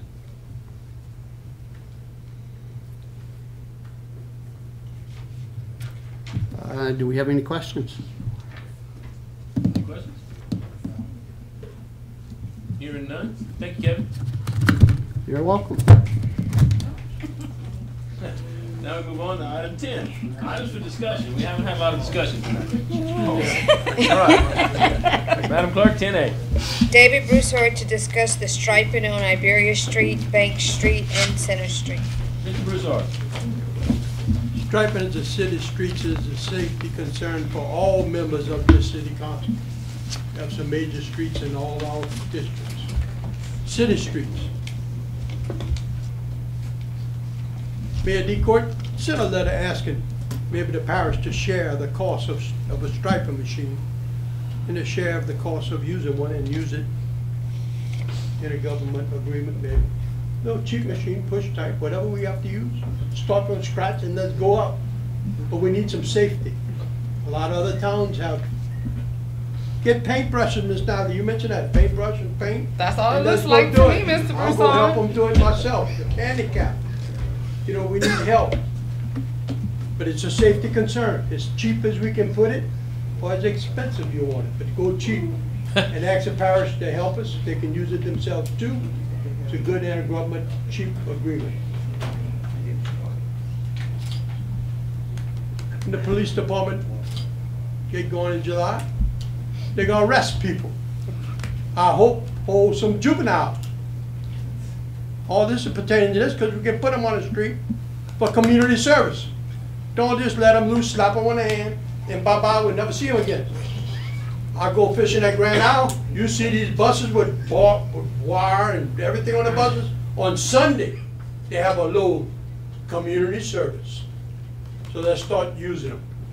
So there's something to be said about this safety item. You know, these new drivers, how you gonna enforce the laws when they don't know where the line is in the streets, you know, going around things? But we have to take this thing serious and see where we can start. Just a start. Paintbrush, 2x4s that wide, we go put them in the street, keep painting, and see what we can do. I have my Bank Street, Iberia Street. We need to get the state. I think they're doing a pretty good job. We gotta give it to the state, like they're doing with the new Bank Street, St. Peter. They're doing it because it's brand new. But any other state roads, Ms. Dowdy, you might have one going to the old sugar mill, whatever. You know, it might be getting dull. They want me to swap it on the That's red. all I'm after is that we need to accountable to make our streets safer. Okay. Center Street, we can send a letter to the state, Yeah. which they do that once a year, they come and restripe. So Center Street's a pretty easy one. Yeah. I know in the past administrations, at one time, the parish had a striping machine, and so we would partner and use, the city would get to use it. They don't have one anymore. So there's there's an area that I'm sure they have some streets to stripe. I'm not saying we can't have that discussion and maybe team up on something when they have something to do. It's a safety issue, I realize that, so I'll look into it. I don't have the immediate answer, but we certainly can look into it, and thanks for bringing it up. Well, one of my concerns, I understand. driver's ed. Yes, sir. You can't teach them unless we have some lines and teach them what we're talking about. Yes, sir. But I thank you, Mr. DeWard, if we can talk to their parish and see if we can use a machine, they can use it too. Great, thank you. We have any discussion? Yes. Just when you send the letter to the state, include Jane, because Sure. I know Jane's a state highway, but I don't know if it is from Fulton to North Landry, and that, they put this, I don't know, I think it was the state who had put the speed bumps, and then they flopped off. Okay. Was it the state? Yeah, I think that is. They have the whole piece, I starting think from so. Fulton? Yeah, because from Fulton to Landry Drive, it's just a mess. It makes no sense. Okay, well, I'll request. Any further discussion? I'm just Yes, got a ma'am. question. I remember at our last meeting, we did get a list of streets that they were striping. Can we add anything to that list? You try? When is that gonna take place? That I don't know. So, I mean, the state comes once a year, so we can, if you have some state streets through your district, you want to put them, add them on there. When I send the letter, I'll add them to the list. Yes? I agree with Mr. Broussard. I have 4 children that went through, well, I got one more to go through driver's ed on my 4th child, which is the baby, and she's driving over the summer. And so I agree, if we're going to teach them to drive here in the city of New Iberia and stuff, we need stripes on the roads. So I agree that is a safety issue. Thank you, Mr. Broussard, for putting that on the agenda. Yes, sir. Again, we got streets already, you know, designated to be striped, right? Okay, so these are new streets that are not on the list, right? They're not on the list. Correct. Correct. All right. And the only other thing, we're gonna put those youth working in the park. We ain't gonna have them striping streets. Find a little van as soon as I can find one. We're gonna have them working in parks and recreation. We're gonna have them in the street. Our police department is cooperating with that, and the days that we're not transporting prisoners, we'll be transporting community service workers to clean this town up, and we do have a lot of areas to address, and we will be. Good. Any further discussion? Yes. I'm gonna speak for District 6, being that I am councilman of District 6. Well, that's a good idea. Being that from Ashton Street over to, when you go down Parkview, and you get to Pollard, when you get to Ashton, it's no longer a state road anymore. And that's where the road's kind of banged up. There's no striping there as well. Okay. So I just wanted to bring that up. Even when you go down Pollard, there's no striping. Constance, there's no striping. There's plenty of streets that are scenic. Oh, we have quite a few. There's quite a few. And I just wanted to bring Talk about a budget amendment. And these are major. These are actually major roads coming from the Superior, coming from the park to enter in that area and to go in that into town. So, yeah, I would like to add that on the list as far as District 6 goes. Okay. Mayor. Yes, sir. When we did that street project, I remember at the end, we had some dollars left. We do have a few dollars left. We don't have some dollars left that we can put towards this, If right? that's what you want to do with it, I mean, We want to see if the parish will put up half first. Well, we can still use dollars to put up half of there. Yeah, but we do have a little Right, money but if left. they'll go half on machine, that's more money to do our roads. Well, like I said, that's a budgetary thing, but there is, you are right, that is a good point, it's not a lot of money, I think there's around $50,000 left, something like that, but there is some money left. So one comment, if we buy a machine in every street in the city, it'll be striped, right? Yeah. If that's what the council wants to spend its money on, that's, We also need a laborer. What department would that be responsible? Public Works. Public Works. Public Works. We don't have no more pressure on him. I didn't mean that, Mr. I mean, that's the other thing is, you can hire a contractor to do it. I mean, I don't stripe all the parking lots on our construction jobs. I hire that out. The liability of putting the stripes in the right place and the tight stripe you have and all this. If you hire a company, they've got insurance. Yeah. They do it professionally. They take some of the liability. It's on them to know how to stripe it because you have many different conditions. So if they put a white line when they're supposed to put a yellow, you just call them up and say you didn't do it right. So they, there is some merit in that. The paintbrush and the 2x4 jig in the road sounds good, but if we don't stripe it right, then now we just put ourselves in a real liability. Yeah, we'd be putting a passive anyway. Yeah, so anyway, we can research it. The first thing is definitely let's send the letter to the state and try to ask them to do anything that they can do to help us. Have no problem. Y'all know we all work very well with the parish. Have no problem talking to the parish president and parish councilman and kind of having that discussion. But there might be some merit to saying, with the money we have left, we make the list and we hire professionals. Good discussion. Thank you, Mr. Broussard. All right, now we move on to item 10B. Madam Clerk. Marlon Lewis to discuss mobile homes situated in the city limits. Council? Thank you for the way you worded it on the agenda. You're welcome. Yes, sir. And thank you, Mr. Wilson, for coming up and speak. You really laid it out for the council, I think, and for even me myself. And I looked at the pictures. You have a really nice home. You have a really nice home. And one of the reasons that when I ran in, when I decided to run, one of the things that I was hearing around the community is a lot of people on that end of town were upset that they couldn't bring trailers back in the community. And most of that was because you have people that have properties in the community that were what we call shotgun homes, sharpshooters, or whatever you want to call them, which now will be single family. A husband and wife probably can live comfortably in them, but back then we raised our families in them 7, 8 kids, 2 bedrooms, and things were different, and then we made it, and we hit. But some of those houses have became deplorable, and of course we had to tear them down or get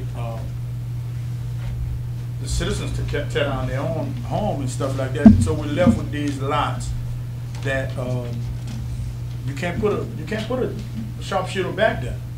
You're not gonna build a sharpshooter today, you know. But you know they still got mobile homes being manufactured. You know, you drive to Lanford, you see 3 or 4 lots. If you drive to Alexander, you probably see 10 mobile home lots. You know, and trailer parks ain't for everybody. You know, so when I ride around my community and see all these lots, all these abandoned houses, and I always think about when you take something away, what are you gonna replace it with?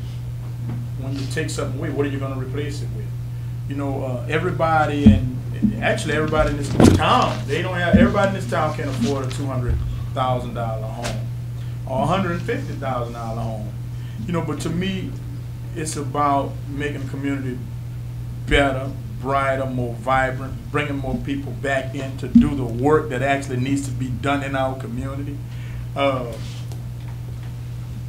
It's an issue. You know, mobile homes have been an issue. One of the things that I'm concerned about is bringing trailers that's going to bring it down. Now, I did some research with a friend of mine who's in real estate, and I asked him to find out, does mobile homes actually bring property value down in a community like the West End? And he told me the research is that they don't actually bring the property. That's what I've been hearing. It's going to depreciate the value of that community. Well, it can't depreciate it more than some of the houses that we have on our demolition list. You know, I don't see it being depreciated. As I think we're at the lowest we can get. You know, so I was just trying to bring this to the council and also help people like Mr. Wilson, who has property, make our community better. And I know it's this mobile home, some call it trailer, affectionately. It got a stigma to it. You know, but as a council, just like we held them accountable for these houses that are in a demolition now, and the truth be told, the previous councils, I'm talking about way back, would have been holding people accountable. Our city would look the way it look now. That's true. If they were holding them accountable. So to me, it's like, if we allow mobile homes in the city in some way, that's why I like the way you put it, in some form or fashion, you know, the question is, will it bring our city down? Will it bring it up? Or will it get the ball rolling to a new place? You know, because we stagnant. People asking about New Iberia, and I just tell them we stagnant. New Iberia is stagnant. Oh, it grew. Jefferson Terrace, a Walmart development years ago. I remember when New Iberia stopped at Lewis Street. I'm 47. So, we grew. But then we went stagnant. You know. So the question also is, will us allowing mobile homes to come back in the community in some way, will it bring our population back up to 36,000 or 33,000 or those numbers we need to make our community be vibrant again? You know, so for me, it's a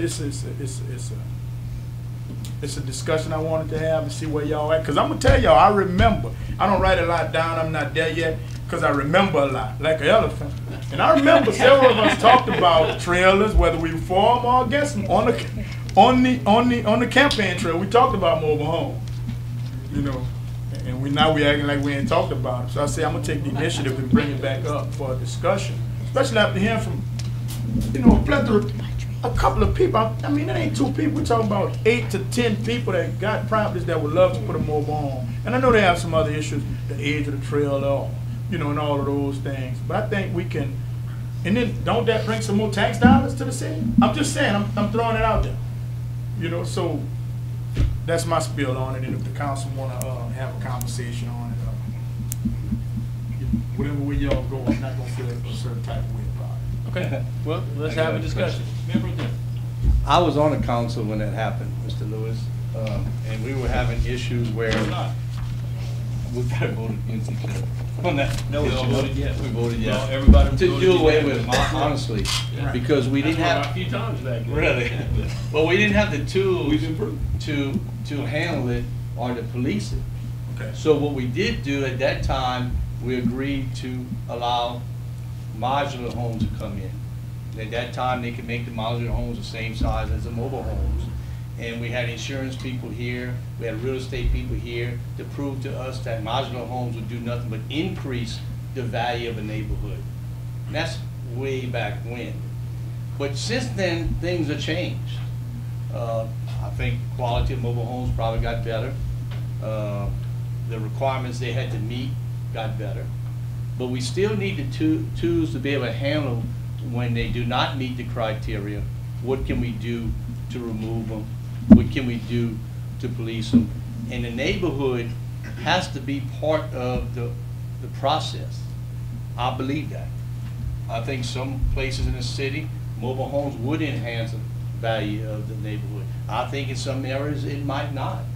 But I think the neighborhoods, like we have on our special use permits, where we have to get the neighborhood involved to let a business come in or to have something happen that's normally not zoned for that, I think that's how it should be approached on this issue.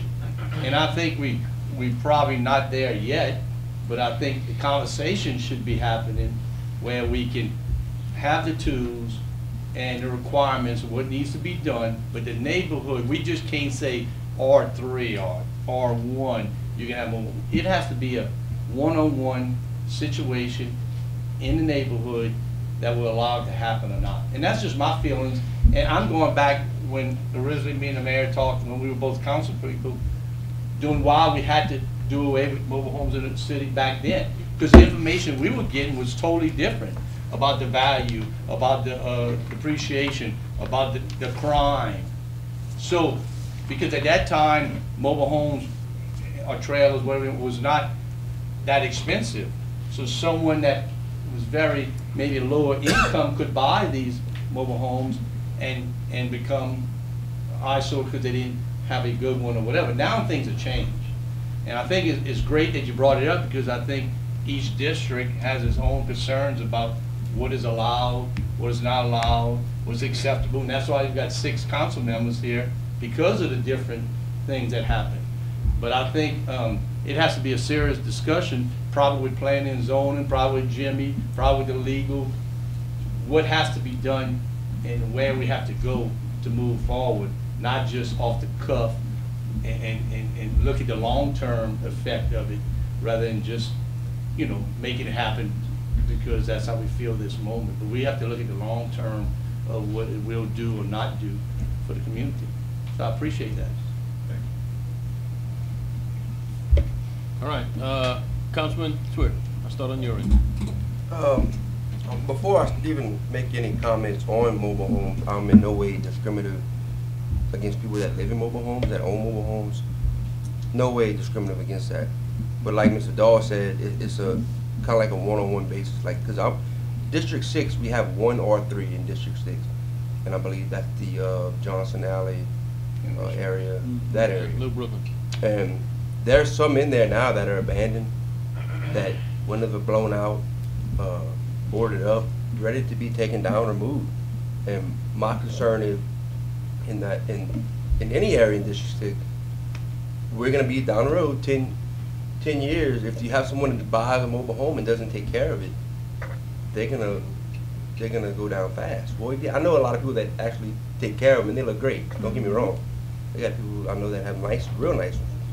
But like Mr. Dahl said, it's a one-on-one basis of what your district wants and what's their desires in their neighborhoods. And so that's how I guess we have to base. Another thing is, this is a big one. When you watch the news, and when there's a bad storm coming, we live on the bay, Vermilion Bay, all the high winds, and so you're looking at another thing of safety issues. Modular homes are built to code for wind zones, and you got to look at those issues also. Mobile homes aren't. Mobile homes are built, some of them substandard. So then you're putting our people at risk by allowing all these mobile homes to come in, and putting them at risk is not the best thing. In my opinion, when you see that's also another big thing, is safety issue. And that's the first thing you see on the bottom of the ticket on the news cap. You know, you're in a high wind area, when we get a hurricane, the first thing, if you're in a mobile home or a low-lying area, please evacuate immediately. So it's kind of like There's so many ins and outs when it comes to mobile homes. I'm not being discriminative one bit, but I believe a District 6 representative, the people don't, my constituents don't want me. So I'm here to represent District 6, just like everyone else is here to represent their own particular district. So it's all about, like Mr. Dahl said, a one-on-one basis, you know. So I appreciate you bringing it up for discussion, because it does need to be talked about. It really does. So thank you. Councilman I want to thank Mr. Councilman Lewis for putting this on the agenda. This is a really important discussion. I had stayed up and I made some notes about it. I didn't really know which direction you were going with it until I kind of saw you today. But these are some of the things that kind of popped up in my head. I really don't think of the trailer side of it or any of the such. And like Mr. Dustin, I am not discriminative against trailer homes or mobile homes. But four things popped in my head, and I'm a business person, so I think of, the first thing I thought was safety for our citizens, and we're talking about categories of standardized trailers, properly zoned for hurricanes, you know, and we want to put it where in the city, on a case-by-case basis, or, you know, wherever they're asking, and then get special permit use. Then I thought about, like Mr. Dustin said, because I had it written, where, you know, whenever they do issue a mandatory evacuation, those are the first people that, you know, those and the elderly are the first ones that are, you know, asked to go or make some consideration to adhere to the evacuations due to high winds, floods, and that type of stuff. The next thing I thought about was demographics and the impact of demographics on our neighborhoods, impact the economics such as renting spaces, also to the property taxes. I thought about that because if they're doing a rental, and I'm not going to pick no particular spot in the city, but you kind of have an idea what I'm talking about. And just to clarify, you know, like you said, the R1, the R2, that kind of stuff, you know, that's a little bit confusing. Then I thought about the economics part of it, hypothetically speaking, the impact that it'll have on the residents, that's already paying or going to be paying, and I'm thinking of new people coming to our city, paying into the half-cent police tax. I thought about that, and, you know, have a study ever been done to consider to attract and retain and market New Iberia for permanent housing for our residents and our people that want to come to New Iberia for, you know, for it to be attractive, retain the existing mobile homes with guidelines that we have, and obtain and reform permanent housing. Basically, I'm thinking of not just about trailer homes, mobile homes. I'm just thinking a whole nother idea of rethinking housing, economic development, and stuff. And, you know, just having a larger vision, not just for, you know, my district, your district, you know, but everybody, this whole town, you know, and that's just kind of how I thought about it. You know, we say that we're marketing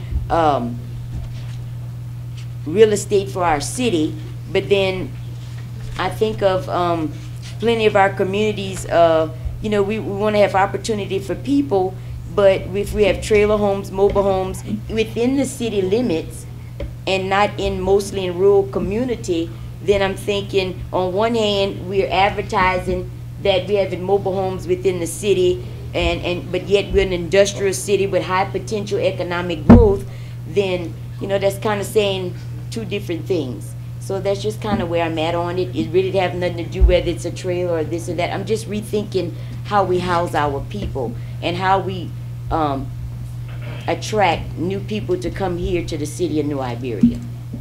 I'm just rethinking housing, not necessarily just trailers. And I apologize if I don't have a direct comment for trailers, but I just want us to rethink housing, you know. I'm glad you mentioned that. Okay. Let's see. Anybody else have any comments? But the main department we have, our zoning department, through it by them. see what they all think about, you know, that's what we have them there for. Well, it would have to go. We'll talk about the mechanics of. Yeah, but I think it's gonna lean on zoning. If, See, after we finish our discussion. get their ideas, you know, from zoning of what could, they do a lot of homework, a lot of, you know, a lot of follow-up. So we have to get their opinion a little bit from zoning and see where they land. That's my two bits on it. Yes. Again, I want to speak to that safety thing, and I hear y'all, and I'm gonna be a little funny, but I'm serious though.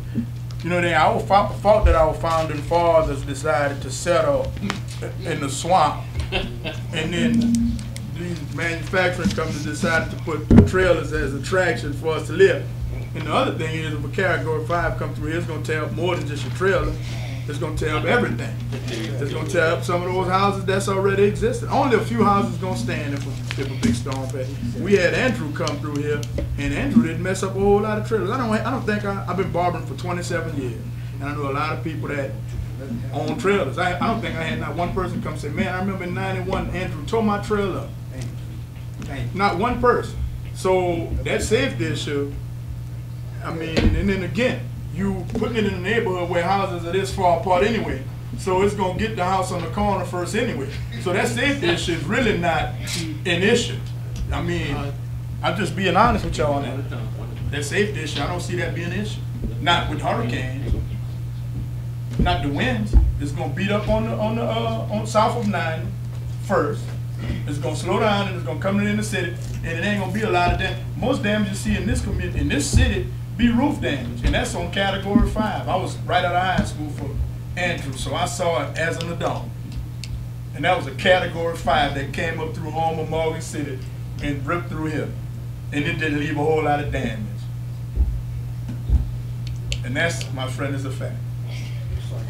So the proof is there on the safety issues of that it, I mean, it's really not a safety issue. I mean, if we gotta go, we're gonna probably come back to nothing anyway. So if a storm is that tough, they're gonna actually evacuate. Now we're talking about insurance issue. People need to have insurance on their homes anyway. And when they leave, their home is gonna get replaced. That's the process for that. Thank you. Mr. Broussard, I'll get back to you. Councilwoman Lopez hasn't spoken yet. Okay, this came up like at least twice in the last administration when they wanted to. Shudu was the one who put it on back then, and then he was the one who wanted to change it back last term. He's the one who made the whole movement to put the whole limitation, and then he changed his mind years later. So we went through that round and round. Now District 1, I mean, I'm like Mr. Sweer. You know, District 1 says no. I have to do what District 1 says. That doesn't mean if I was sitting in the mayor pro tem seat, my feelings wouldn't be different. But, you know, sometimes I can't be Natalie. I have to be Natalie, who represents District 1. A lot of times the discussion ended up leading to what Mr. Dahl's saying, could we do a special use permit? Well, then that always turned into the discussion of that spot zoning, that's illegal, you can't do that. So, and this is just my question that maybe we can look into, but is there a way that we could make a new zone and rezone within some of the zones, allowing people who personally own their property to put their mobile home on it? Like, not doing a case by case basis, like saying, like, okay, this is R3, well, there's R4 is here, whatever letter we would use, and anyone who owns property there is allowed to put. That's what we had before. What we had before it was undone, was an R3, and an trailers could go in an R3. Right, but if we put the recommendation now, well, now the rule is if the trailer goes off and nothing gets put on it with 6 months, whatever, and nothing new can be put upon anything. I don't know. Like, I understand that I understand that certain areas, I don't know. I'm just wondering if there's a way to make another zone with another definition applicable, specific to that zone. I'm gonna call on our city attorney. Yes, you could do that. So you could have a new zone with a new set of rules. You could go back and put mobile homes in an existing zone that already has a set of rules. The thing you need to be careful about is the conditional use permits, because generally speaking, zoning deals with areas, not with a particular property. And if you have each property stand on its own without any kind of general standards about when you're going to allow this and when you're not, You don't have zoning. you don't have zoning anymore. You've made so many exceptions, you don't have a rule. So legally, and I did just a little check-in today, but legally, you could have a new zone, you could put mobile homes back into one of the existing zones, or you could say for a conditional use or special use permit citywide, if certain standards that you write ahead of time were met, then you could put a mobile home, you know, in a number of different districts.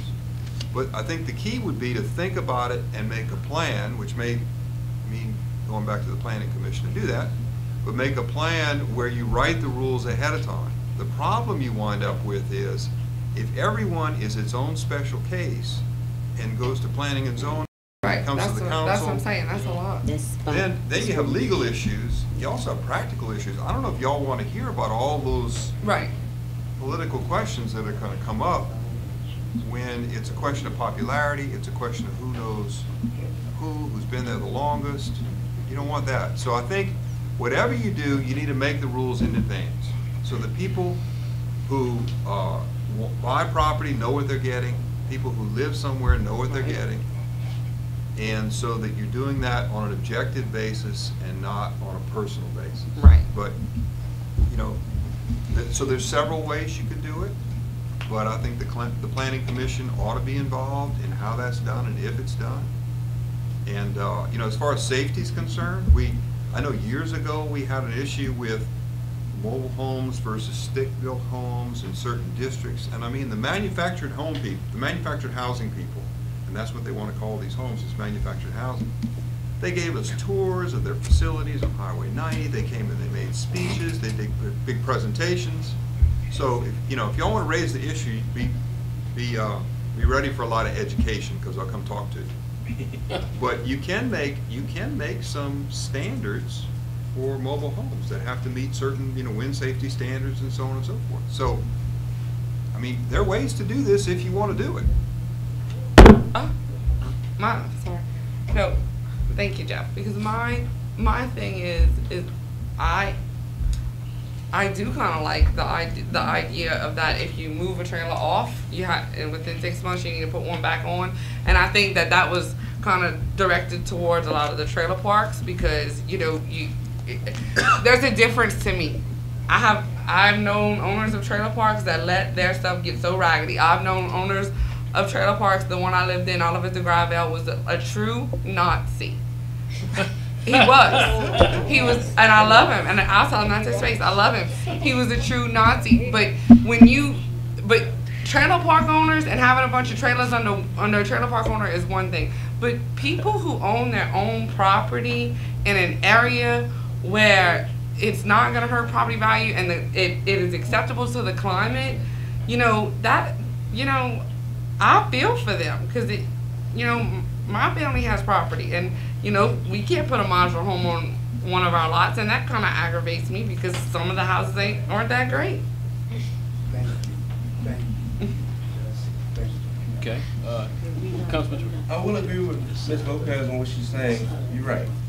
If it all comes to demographics in the area where it's in and stuff like that, that can come into play. Like the gentleman that's here tonight that wants to take his mobile home from where he is and move it down the road, I don't see a problem with that, honestly.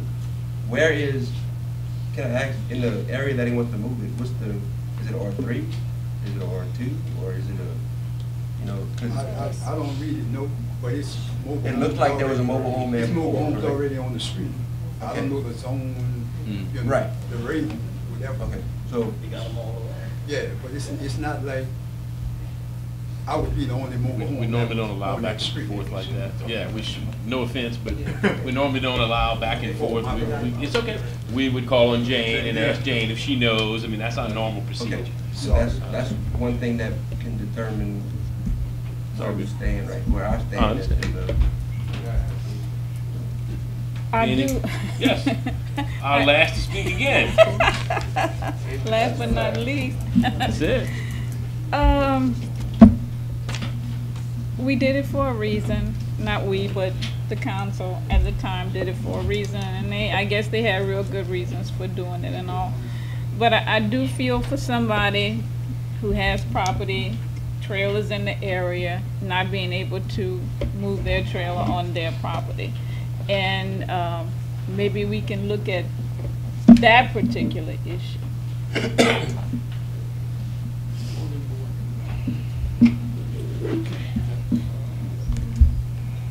Any further discussion? Okay, good. Well, the only other thing I left out, Yes, another thing I would ask that if we get to that point, that we don't allow rental property owners to move trailers in and rent those properties, because those become eyesores. They don't take care of those. Landlords and homeowners are different people. We're talking about landowners that gonna be living there, homeowners, landowners that's gonna be homeowners. That's what we're talking about. Just gonna put that out there. I'm not here for the rental property man who wants to put property all over, trailers all over town. You not here for mixing? No, I'm not here for mixing. Get along good. Good. Well, this is some good discussion. I'm sure that this will continue. There would be a lot of steps for us to think about, if we proceed in that direction. But it was a good discussion. Yes. No. Just real quick, just because it's on my head, when they start doing research about it, I know it's going to involve research on modular homes, but I'd also like them to include research on the whole tiny house market, because like Ms. Guidry was saying, there's so many things, and it's like if we're going to start digging into this and create something new, we need to knock it all out in one kick, because those tiny houses, I mean, that's a real developing thing, and it's a real affordable thing. It's not as big as a trailer, but it's real affordable. And I mean, to each its own. Everybody has their own income base and what they can afford, and they're actually very cheap. Thank you. Yes. If I can just say something about tiny houses, a lot of those are built on chassis, and they meet the regulations of mobile homes because they don't meet code as a regular single-family dwelling. So those are kind of in the middle. So I'm just saying, while we're going to do research, let's look at maybe some cities who have drafted ordinances, who have ordinances on the books for those and how they operate, how they were written. All right. Well, thank y'all. Good discussion. Now we'll move on to council item 11. Council remark.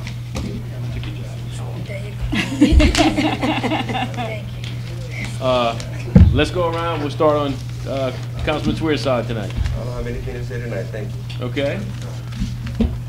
Next. Councilwoman Gibbons.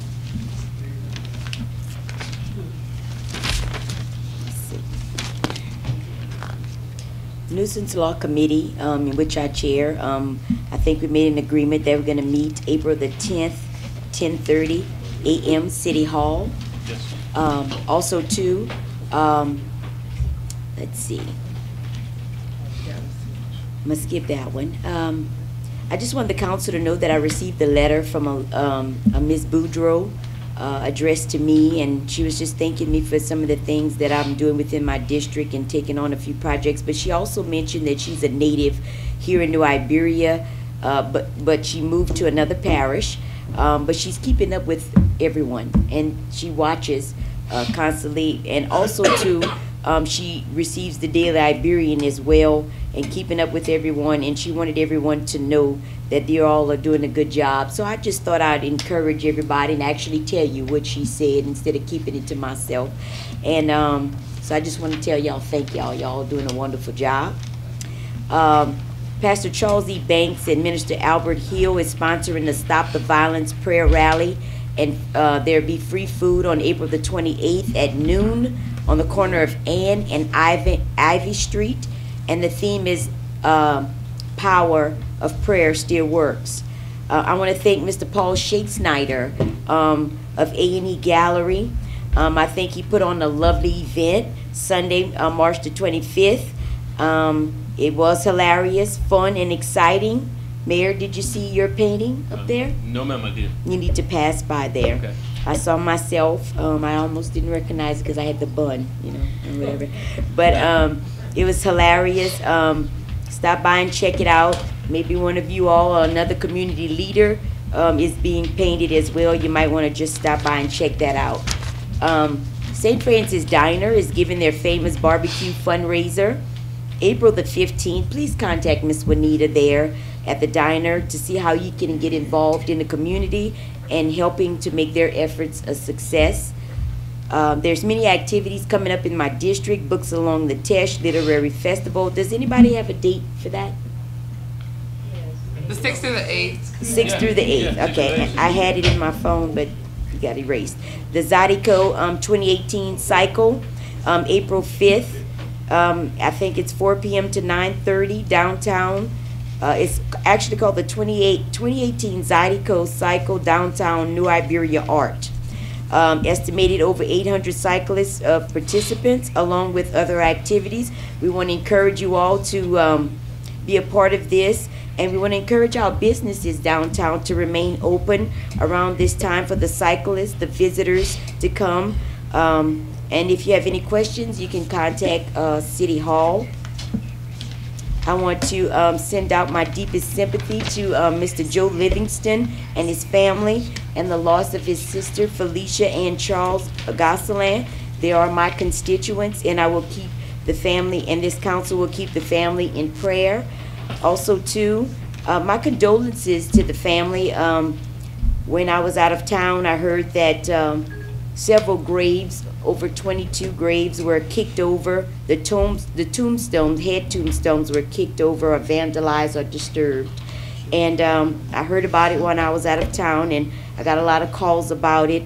And it was a really big issue to a lot of the loved ones. I pray that this hopefully get resolved, and the person that did that whoever's responsible. And I'm sorry, I wanted to let the family know that I'm sorry that this happened to everyone. And I want to thank the pastor and the church that came together, and all those that came together to correct and restore those headstones and place them back on the grave site. So thank you all very much, and that's all I have. Thank you. Councilman Linda. Okay, on April the 14th, there will be the prayer walk for District 4. I'm asking people of District 4, as well as others, anybody who can attend, to attend. As Pastor Mitchell said, they're going to meet at Believers Family Worship Center on Admiral Dahl Drive and walk around the area from there. And it'll start at 10 o'clock a.m. and go until 2. The all-night prayer service will be on the 27th from 10 to 2. And on the 28th from 10 to 2 will be the boots on the ground. And all of those will be at the Believers Family Worship Center. And also on April the 19th, we'll have our monthly neighborhood watch for District 4 at the Slyman at 6 o'clock. I'm hopeful that our representative for our district, Representative Landry, will be there to talk about what's going on in the legislature. So I invite all to come, not just members of District 4, but whoever wants to hear, come on down. 6 o'clock at the Slyman on April the 19th. Thank you. Yeah, Mayor, I mentioned at last meeting about a couple of lights in City Park is burned. My wife's got me walking now, and and we walked and there a couple of lights burned. But I know a while back, the prior administration, we talked about speed bumps in the park, and that the parish supposedly bought some speed bumps, and it will give it to the city. And I don't know if we can check to see if that's still available to us to help slow down that traffic, because and I think if we can somehow in a safety, if it's a grant or any way to maybe put some more lights in City Park, because it really is dark. I tried going during the day, but we ended up talking to so many people I couldn't walk much. So we kind of go at night, and it's kind of dark in some areas. Maybe you can check that out and see if there's something we can do, because it's amazing to me how many people walk in a park. I mean, It's crazy. But if you can do that and check on those speed bumps to see if they stay available or not, I'm not sure they are, but I would appreciate it. Thank you. November of last year, we had our first railroad safety committee meeting, about 4 or 5 months. I talked to, at the state, that big lawyer that came down and talked and give us like $3 million to finish all the rest of the railroad arms and lights. He said he's gonna send you a letter pretty soon. Good. Explaining what's up to date, so maybe we can hold off till we get that letter. Sounds good. And within a month or two, either way, let's have another meeting. People be patient. Government moves slow. So we have it coming. They committed to give us a safety that we all need. I saw somebody do this the other day. They said happy Easter to all y'all the day after Easter, so I can do it 3 days after Easter. Happy Easter to y'all. No, man, I'm excited, man. We're working on our second teen summit, and I say we, this is the Western Neighborhood Association in conjunction with myself, Anderson Middle School as well, Principal DeWell and Jackson. We're going to have a Saving Our Streets Summit, May the 12th at Anderson Middle School. We're going to have some breakout sessions. We're going to be dealing with everything from anger management to police relationships, teenage pregnancy. We're going to have several subjects over there. Again, May the 12th at Anderson Middle School, trying to create some momentum because we want our youth to hear a message of hope. You know, and we tired of preaching to the choir. You know, we can preach and do all of these things, and it's all good. All things must work together. But we need to speak to those that need to hear about, you know, what's happening and how they can change. It's about prevention and intervention. Because right now we are in the middle of the wheel. You know, we're in a place right now where we need to be intervening into what's happening and try to prevent what's going to happen. You know, so again, May the 12th at Anderson Middle School, SOS, Saving Our Streets Summit. It's a teen summit. Ages, well, we're doing grades 7 through 12. And y'all just pass that around and y'all be hearing more about it. Thank you. Tell them a little bit. The symphony is going to be in the park this Saturday at 3 o'clock. It's a very enjoyable event. Thank you. Go ahead. I have a few. We are extending sympathy to LaCondra Polk with the Parks and Rec for the loss of her brother, Wilford Polk. We have, Sherry had mentioned it, Joe Livingston with Public Works for the loss of his sister, Felicia Charles, and to Mrs.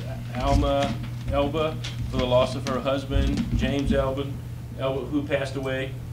Those are just 3 that we wanted to mention. Miss Elba is the lady you see for the last probably 20 years cleaning our planters downtown. She's done a wonderful job and really a hard worker.